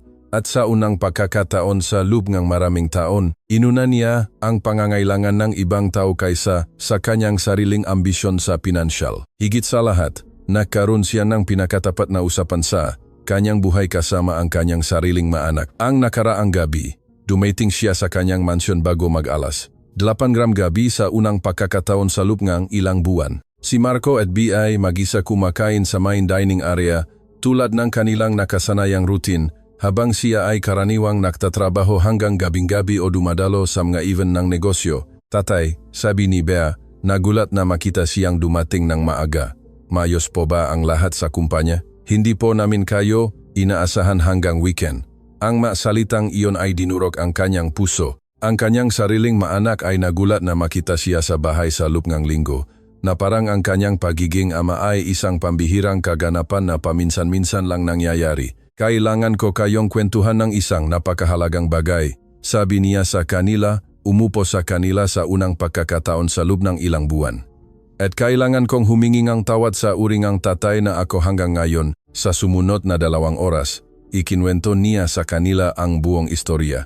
Si Ligaya, ang abandonadong bahay, si Diego sa ospital, ang pagkamatay ni Mang Tonyo sa isa sa kanyang proyekto sa konstruksyon, at ang nakakadurog na leksyon tungkol sa kung ano talaga ang ibig sabihin ng pagiging isang presenteng ama. Tatay, sabi ni Marco na may maturity na ikinagulat niya. Alam po namin na nagtatrabaho kayo ng husto para mabigyan kami ng magandang buhay. Hindi po namin naramdaman na hindi niyo kami mahal. Ngunit dagdag ni Bea na may diretsong katapatan na minana niya sa kanyang ina, naramdaman po namin na hindi niyo kami kilala talaga, na parang alam mong mayroon kami, pero hindi mo alam kung sino kami. Ang masalitang iyon ay mas matinding nakaapekto kaysa sa anumang kritisismo sa negosyo na natanggap niya. Hindi siya sinisisi ng kanyang maanak sa pagtatrabaho ng husto, ngunit kinikilala nila na nawalan siya ng pagkakataon na makilala sila bilang individual na may mapangarap, takot, at natatanging personalidad. Ano ang maaari nating gawin para mabago iyon? Tanong niya sa kanila, tunay na interesadong marinig ang kanilang maideya. Well, sagot ni Bea pagkatapos pag-isipan ng maingat. Maari po kayong magsimula sa pagtatanong kung kumusta ang aming araw pag-uwi niyo. Hindi lang kung nagawa namin ang matagdang aralin o kung nakakuha kami ng magagandang grado. At marahil, dagdag ni Marco, maari po kayong magkwento sa amin tungkol sa inyong pagkabata. Hindi po namin alam kung paano kayo lumaki, kung ano ang gusto niyo gawin, kung paano niyo nakilala si nanay.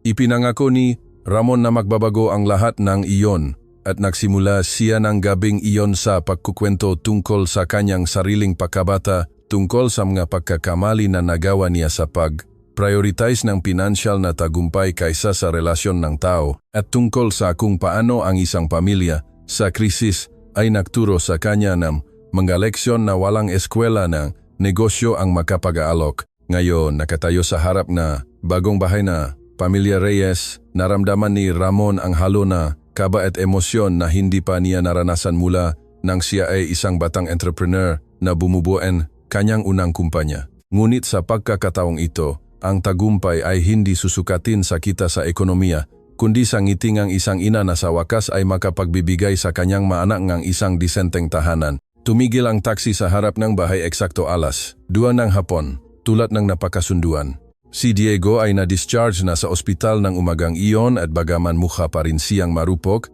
ang kanyang piski ay nabawi ang ilan sa malusog na kulay rosas ng pagkabata. Unang bumaba si Ligaya sa sasakyan, sinundan ni Junjun na maingat na tinulungan si Diego na bumaba habang si Sofia ay agad na tumakbo patungo sa hardin sa harap. Nanay, tingnan niyo ang ganda ng mga bulaklak na ito. Sigaw ni Sofia habang itinuturo ang marosal na nagpapalamuti sa entrada. At may swing sa punong iyan. Sofia, huwag kang humawak na. Anuman, automatikong babala ni Ligaya na may pag-ingat ng isang taong natuto na hindi masyadong umasa sa buhay. Hindi ito ang bahay natin. Nandito tayo para tingnan lang pero hindi natin alam kung. Ligaya, putol ni Ramon ng mahinahon. Lumapit na nakalahat ang masusi sa kanya. Ito ang inyong bahay. Lubos na sa inyo, ang katahimikan na sumunod ay napakalalim kaya maririnig ang tunog ng hangin na nagpapagalaw sa madahon ng puno kung saan may nakasabit na swing. Tiningnan ni Ligaya ang masusi na parang magic objects na maaring mawala kung hahawakan niya ang maiyon. Ano po ang ibig ninyong sabihin sa lubos na sa atin? Tanong ni Junjun na may protektibong kawalan ng tiwala na nade-develop sa loob ng ilang buwan ng kawalan ng katiyakan. Ibig kong sabihin, paliwanag ni Ramon, lumuhod upang makapantay ang 3 bata na ang bahay ay ganap na bayad na nakasulat ito sa pangalan ng inyong nanay at walang sinuman ang makakakuha nito sa inyo kailanman. Sa inyo po ba ito habang buhay? Talaga po habang buhay? Tanong ni Diego na may maliit na boses na nagpapakita pa rin ang palatandaan ng kanyang kamakailang sakit ngunit nagniningning ng may maingat na pag-asa. Talaga, habang buhay, kumpirma ni Ramon. Nararamdaman niyang napuno ang kanyang mata ng luha sa pagkakita sa ekspresyon ng pakamangha sa mukha ng maliit na bata. Sa wakas, kinuha ni Ligaya ang mamsusi na nanginginig ang mamakamay. Sa loob ng ilang buwan, pinangarap niya ang sandaling ito, ngunit hindi niya kailanman inakala na possible ito. Mayroon siyang mapantasya sa gabi kung saan niya naisip ang kanyang anak na tumatakbo sa isang tunay na bahay, natutulog sa mga totoong kama, naliligo ngang mainit na tubig, ngunit palagi siyang gumigising sa abandonadong bahay kung saan brutal na tumatama sa kanya ang realidad. Pwede po ba kaming pumasok at tingnan sa loob? Tanong ni Sofia na halos tumatalon sa tuwa. Oo naman, sagot ni Ramon, iginagabay ang pamilya patungo sa pangunahing pinto. Ito ang inyong tahanan. Maaari kayong gumawa ng anumang gusto niyo. Nang buksan ni Ligaya ang pinto, ang nakita nila sa loob ay lumampas sa lahat ng inaasahan nila. Hindi lang binili ni Ramon ang bahay, inupuan niya ito ng ganap na may lahat ng kinakailangan para sa isang pamilya na may 3 bata. Sa pangunahing sala ay may isang komportableng 3 upuan na sofa, isang solidong kahoy na coffee table, isang malaking screen na TV na nakasabit sa dingding, at ang pinakamahalaga, Isang bookshelf na puno ng librong pambata at pangkabataan. Ang kusina ay ganap na may bagong appliances, kumpultong pinggan, at ang pantry ay puno ng sapat na pagkain para sa ilang linggo. Nanay, may hagdan. Sigaw ni Junjun habang tumatakbo patungo sa ikalawang palapag na parang normal na 12. Taong gulang na bata sa unang pagkakataon sa loob ng ilang buwan. At bawat kwarto ay may sariling kama, dagdag ni Sofia, na sumunod sa kanyang kuya sa hagdan. Binigyan ni Ramon ng espesyal na atensyon ang mga kwarto. Ang master bedroom ay may queen-size bed na may bagong beddings, isang maluwag na aparador, at isang vanity table na may salamin. Ang makwarto ng mga bata ay pinalamutian ng angkop sa kanilang edad. Ang kay Junjun ay may desk para mag-aral at educational posters. Ang kay Sofia ay pininturahan ng malambot na kulay na may single bed na pinalamutian ng mabagong manika. At ang kay Diego ay may convertible crib na malawuyang. Mawuyak keng kamangang bata kasama ang isang espesyal na humidifier na inirekomenda ng doktor. Senyor Valenzuela, sabi ni Ligaya na basag ang boses dahil sa emosyon. Sobra na po ito.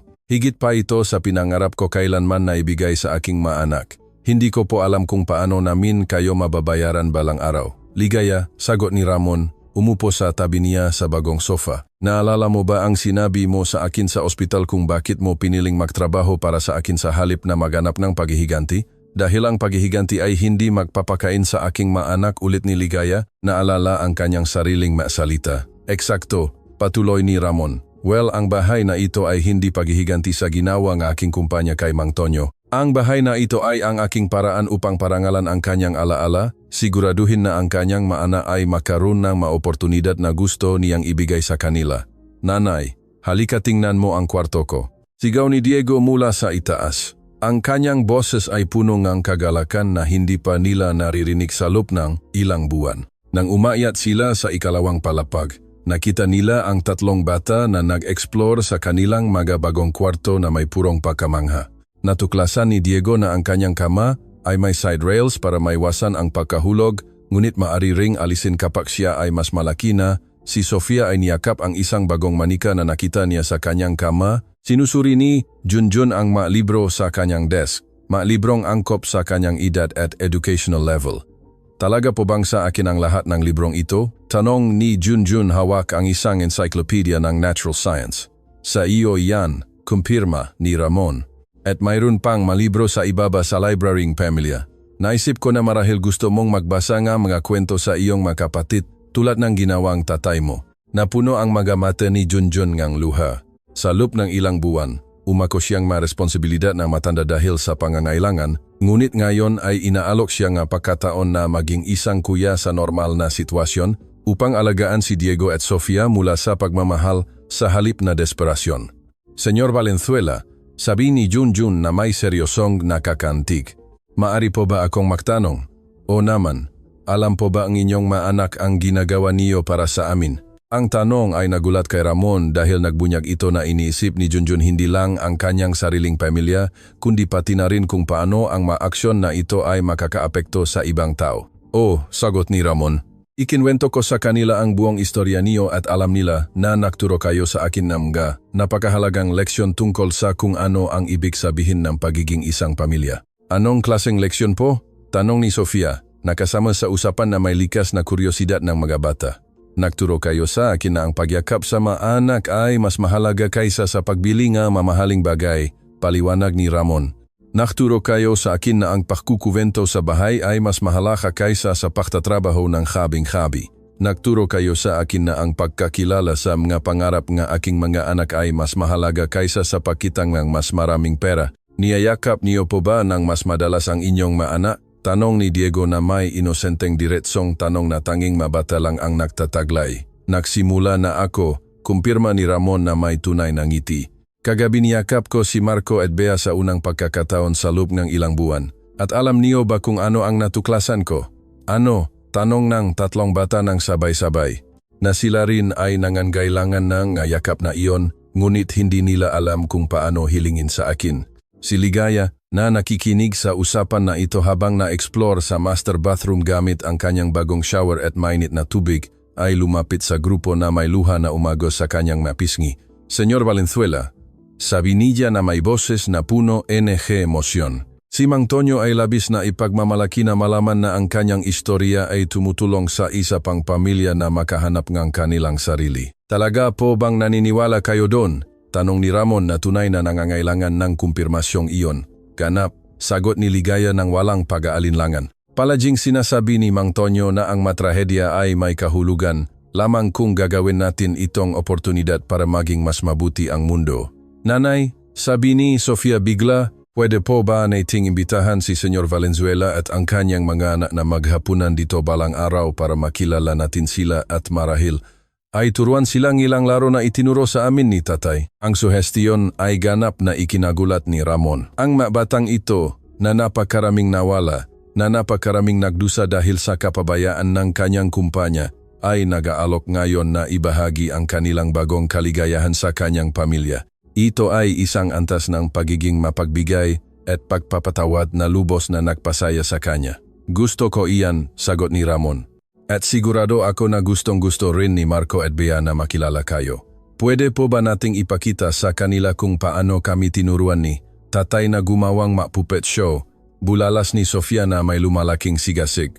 At si Yunyun ay maring makwento sa kanila ang ilang samha istoryang inimbento ni tatay sa amin. At si Digo ay maring makturo ang kanyang paboritong kanta, dagdag ni Junjun habang binitbit ang kanyang bunsong kapatid na may pagmamahal na protektado na nade-develop sa mamahihirap na buwan. Inobserbahan ni Ramon ang spontaneous na pagpaplano na ito ngang isang family reunion at napagtanto niya na nasasaksihan niya ang isang pambihirang bagay. Ang mabatang ito ay hindi nag-isip sa termino ng kami versus sila o mahirap versus mayaman. Nag-isip lang sila sa termino ng pamilya na maaring magtulungan upang maging mas masaya. Mayroon pa akong isang bagay na gusto kong ipakita sa inyo. Sabi ni Ramon habang iginagabay ang pamilya patungo sa bintana ng master bedroom na nakaharap sa likod bahay. Sa bakuran ay may isang bagay na nakakahalaga ng ilang araw ng espesyal na pagpaplano. Isang maliit na elevated garden na may matabang lupa, makasangkapan sa paghahalaman na angkop para sa mga bata at magabuto ng gulay at herbs na maring itanim ng magkasama ng pamilya. Palaging gusto ni Mang Tonyo na turuan ang kanyang maanak na magtanim ng kanilang sariling pagkain. Paliwanag ni Ramon. Ikinwento sa akin ni Ligaya sa ospital na nagsasalita siya tungkol sa pagkakaroon ng hardin kung saan sila matututo kung saan nanggagaling ang tunay na pagkain. Sinabi po ba iyan ni tatay sa inyo? Tanong ni Junjun. Nagulat na alam ni Ramon ang ganon kalalim na detalye tungkol sa mga pangarap ng kanyang tatay. Ikinwento sa akin ng nanay mo, paglilinaw ni Ramon. At naisip ko na marahil ay maaari niyo rin akong turuan. Hindi pa ako kailanman naktanim ng anuman sa aking buhay. Oh, sigaw ni Diego. Pumapalakpak gamit ang kanyang maliliit na kamay na mukha ng mas malakas pagkatapos ng medical treatment. Pwede tayong magtanim ng kamatis at lettuce at carrots at magagandang bulaklak para kay nanay, dagdag ni Sofia, palaging iniisip na pasayahin ang kanyang ina. Lumapit si Ligaya sa bintana at inobserbahan ang hardin na may ekspresyon na pinaksamang pasasalamat, pagkamangha at malalim na kalungkutan.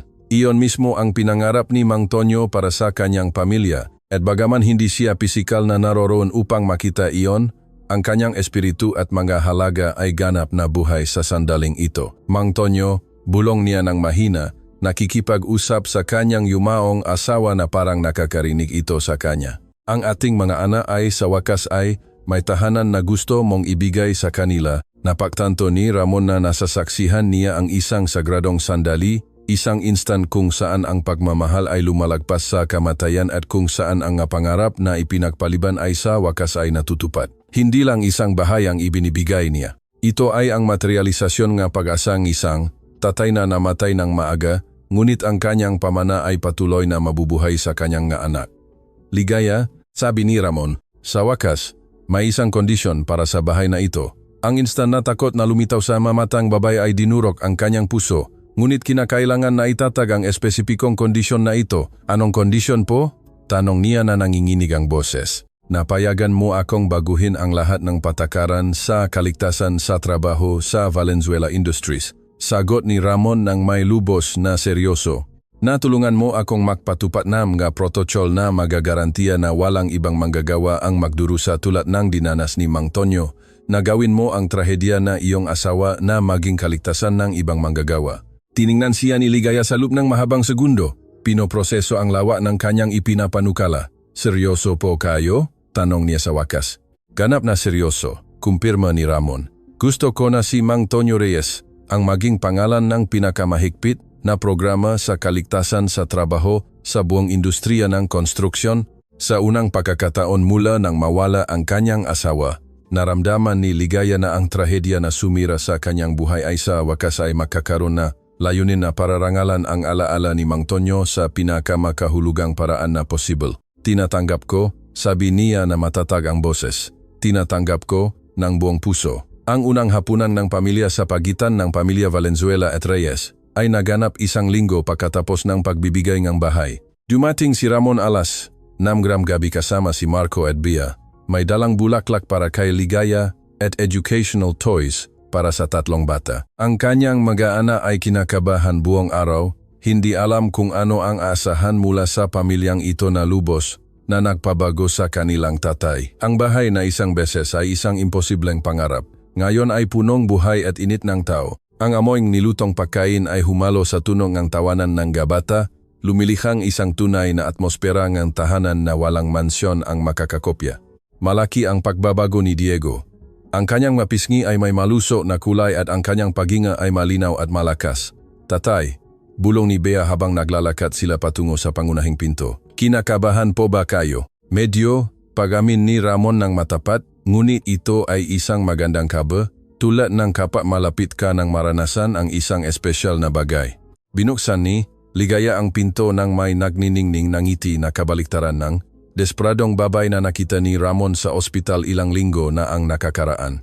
Nakasuot siyang isang simple ngunit malinis na damit at may isang bagay sa kanyang postura na nagpapahiwatig ng nabawing dignidad.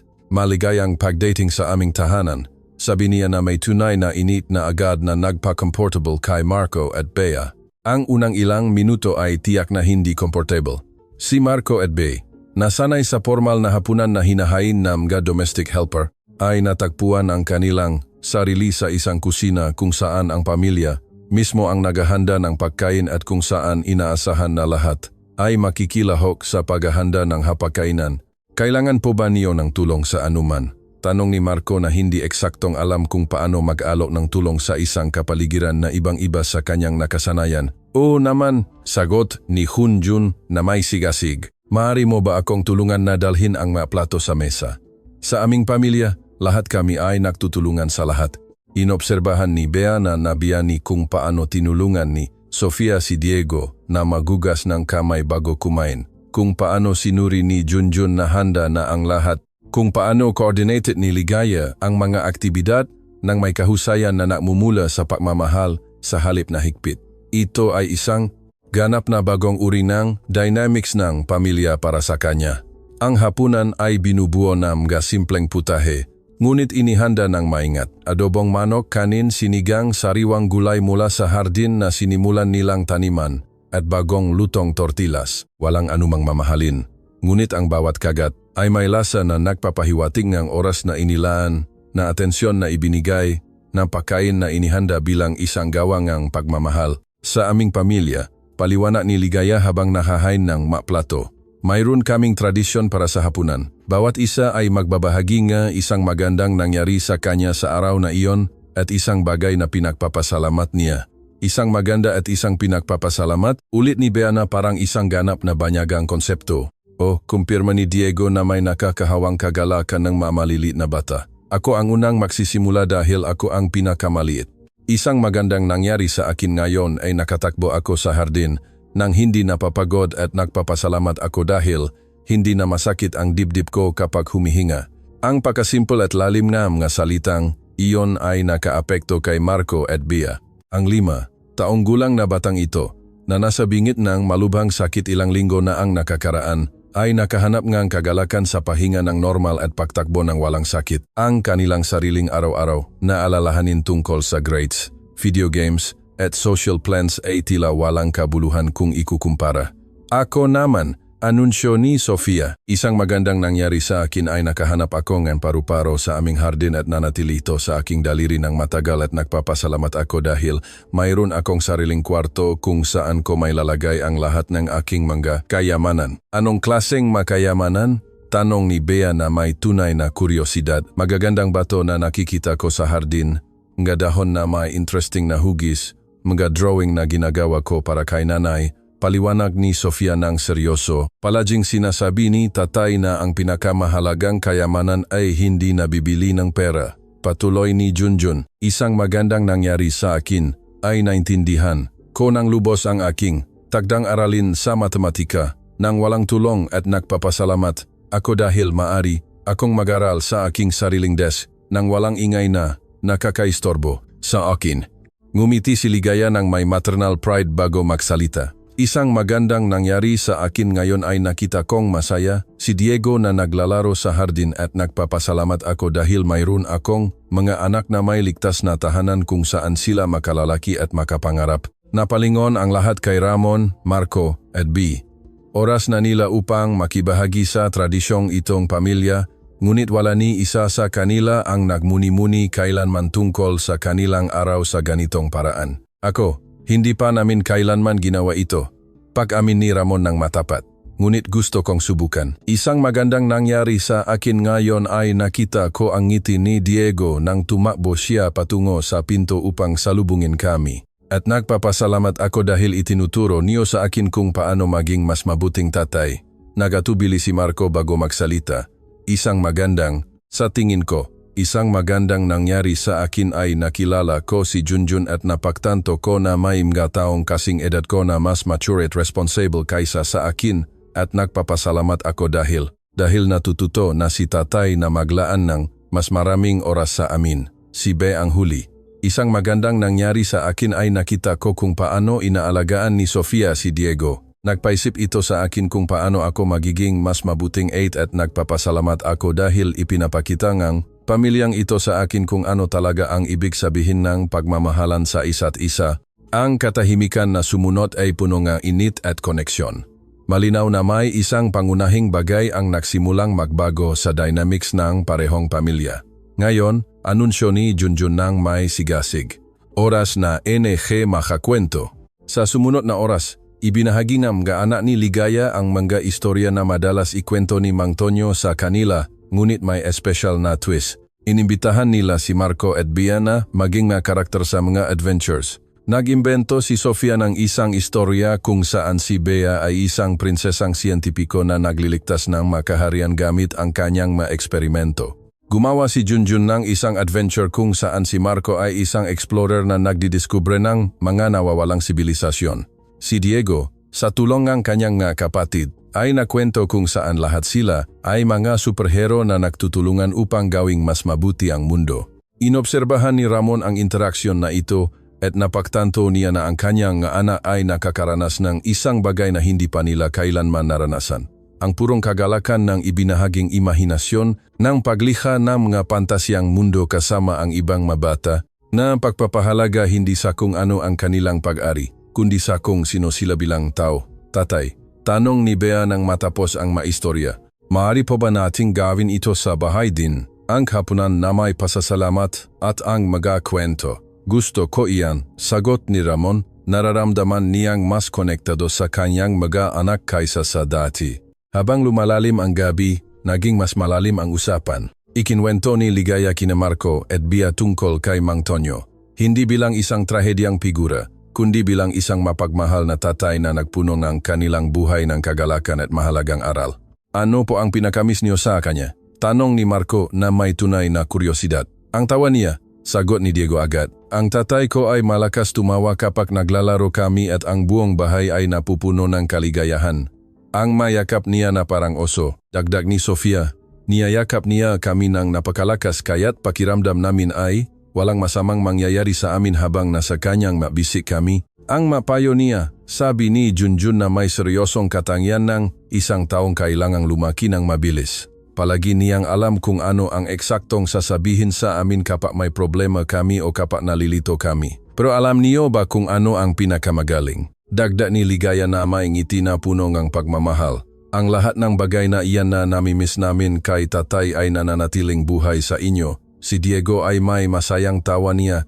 Si Sofia ay nagbibigay ng mga yakap na nagpapagaling ang puso. At si Junjun ay may espesyal na karunungan upang tulungan ang iba. Talaga po? Tanong ni Diego na may nagniningning na mata. Ganap na toto, kumpirma ng kanyang ina. Si tatay ay nabubuhay sa inyo bawat araw. Ang usapan na ito ay nagkaroon ng malalim na epekto kina Marco at B.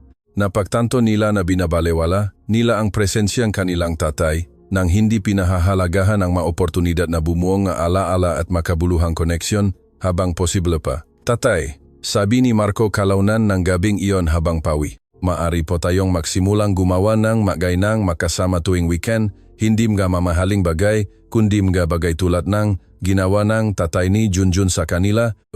Anong klaseng mabagay ang nasa isip mo? Tanong ni Ramon. Excited sa inisyatibo na itong kanyang anak. Marahil ay maaari tayong matuto na magluto ng makasama, suhestiyon ni Bea. O gumawa ng mga proyekto sa hardin o umupo lang at magkwentuhan ng walang TV o telepono. Magandang ideya iyan, sagot ni Ramon. Nararamdaman niyang napupuno ang kanyang puso ng isang kaligayahan na walang tagumpay sa negosyo ang nakapagbigay sa kanya. 3 linggo pagkatapos, si Ramon ay nasa kanyang opisina. Ngunit sa pagkakataong ito ay hindi nagtatrabaho hanggang gabing-gabi. Biyernes ng hapon at nagtataksiya ng bagong personal na patakaran. Wala ng trabaho pagkatapos ng alas 5 ng hapon tuwing Biyernes at ang ma-weekend ay sagrado para sa pamilya. Si Ligaya ay nagsimula ng magtrabaho bilang safety consultant para sa Valenzuela Industries. Tumutulong sa pagdidisenyo ng mga protokol na magpoprotekta sa ibang manggagawa mula sa mga trahedya. Tulad ng dinanas ni Mang Tonyo. Ang kanyang malalim na kaalaman sa mga epekto nga kapabayaan na korporasyon ang nagbigay sa kanya na malakas na boses para sa pagbabago. Senyor Valenzuela, sabi ni Ligaya habang pumasok sa kanyang opisina na may folder na puno ng dokumento. Mayroon akong final report tungkol sa mabagong safety measure ng programang Mang Tonyo Reyes. Sa nakaraang ilang linggo, nagtrabaho sila ng makasama upang ipatupad ang pinakamahigpit na safety standard sa industriya, mga kagamitan sa proteksyon na may pinakamataas na kalidad, sa pilitang araw-araw na inspeksyon, malawak na pagsasanay para sa lahat ng manggagawa, at isang emergency fund para sa mga pamilya ng sinumang empleyado na magdurusa ng pinsala sa trabaho. Ano ang nga resulta? Tanong ni Ramon, bagaman alam na niya ang sagot mula sa mga lingguhang report. 0 aksidente sa trabaho sa lahat ng aming konstruksyon sa nakaraang 3 linggo. Report ni Ligaya na may halatang pagmamalaki. Sabi nga manggagawa na mas pakiramdam nila ay ligtas sila at mas pinahahalagahan kaysa kailanman. At ang pinansyal na epekto. Malaki ang initial costs, pag-amin ni Ligaya. Ngunit ang saving sa insurance, legal na kaso, at oras na nawala dahil sa aksidente ay nakakabawi na sa puhunan. Bukod pa rito, ang aming reputasyon bilang responsableng kumpanya ay umaakit ng mas mahuhusay na manggagawa at mas prestihiyosong kontrata. Ngumiti si Ramon, naaalala kung paano niya iniisip noon na ang kaligtasan sa trabaho ay isang hindi kinakailangang gastos na nagpapababa ng kita. Ngayon, naunawaan niya na ito ay isang puhunan sa buhay ng tao na naging isang mahusay na desisyon sa negosyo. Ligaya, sabi niya, isinara ang folder. Maari ba akong magtanong ng personal na bagay? O naman. Sa tingin mo ba ay ipagmamalaki ni Mang Tonyo ang nagawa natin? Ngumiti si Ligaya na may katahimikan na nade-develop sa mga buwan ng pagaling. Araw-araw, lalo na kapag nakikita ko ang ibang manggagawa na nakakauwi ng ligtas sa kanilang mapamilya, alam na ang kanilang maanak ay hindi dadaan sa dinanas ng aking maanak. At ang iyong maanak, paano sila nakikiayon sa lahat ng pagbabago? Ganap na malusog si Diego. Sabi ng mga doktor na walang bakas ng respiratory infection.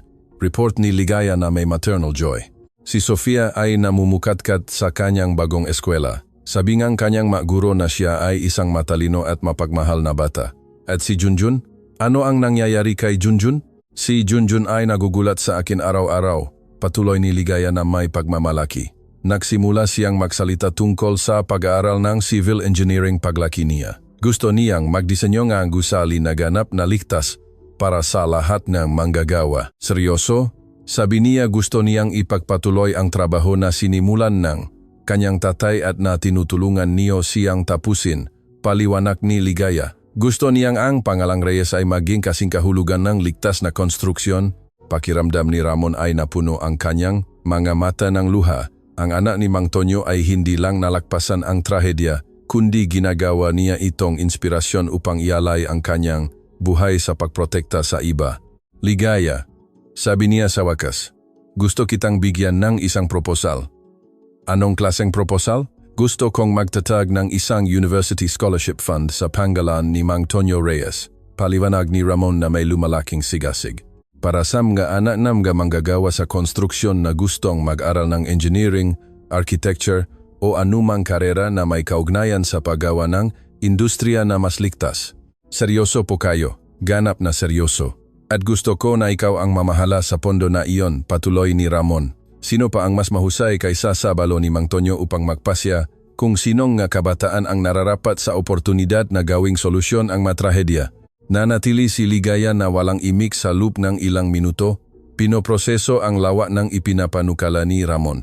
Alam po ba niyo kung ano ang ibig sabihin nito? Tanong niya sa wakas. Ibig sabihin, si Mang Tonyo Reyes ay magiging isang puwersa para sa kabutihan na lumalagpas sa kanyang sariling kamatayan.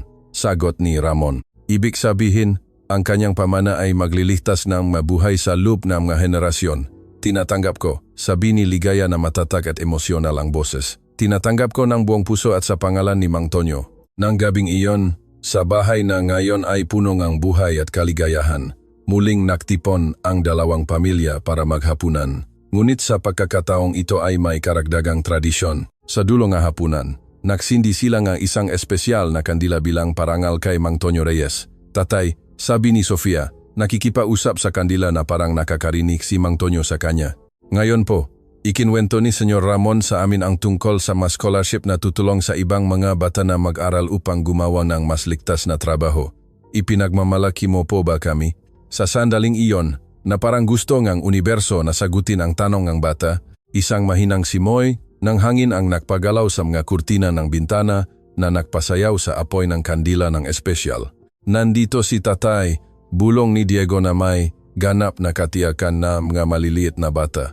Sinasabi niya sa atin na ipinagmamalaki niya tayo.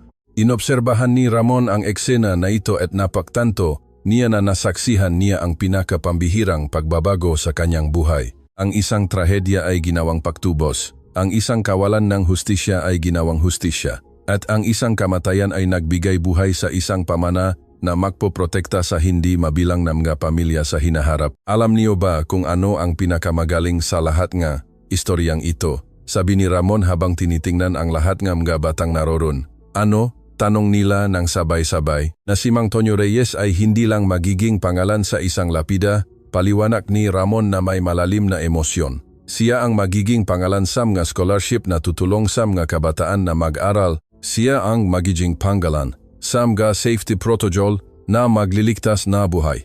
Siya ang magiging pangalan na maalala ng ibang manggagawa kapag nakakauwi sila ng ligtas sa kanilang matahanan bawat gabi.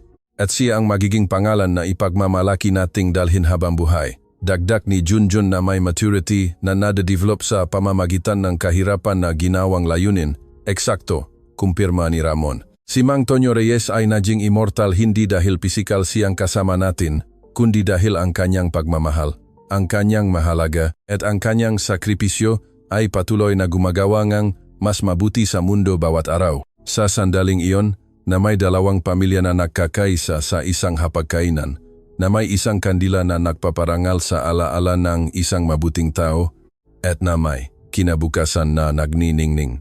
Na may mga pangako nga mga buhay na nailigtas at mga pangarap na natupad. Lahat sila ay naunawaan na nasaksihan nila ang isang pambihirang bagay. Ang pagkamatay ni Mang Tonyo Reyes ay isang trahedya, ngunit ang kanyang pamana ay naging pinakamagandang istorya ng pagtubos, pagmamahal at pag-asa na sinuman sa kanila ay maaring naisip. At bawat beses na ang isang manggagawa ay makakawi ng ligtas sa kanyang tahanan, bawat beses na ang isang kabataan ay makakatanggap ng scholarship para mag-aral, bawat beses na ang isang pamilya ay hindi kailangang magdusa tulad ng dinanas ng pamilya Reyes, si Mang Tonyo Reyes ay patuloy na mabubuhay. Dahil ang tunay na pagmamahal ay hindi kailanman namamatay. Nagbabago lang ito sa mga mas magagandang paraan upang gawing mas mabuti ang mundo.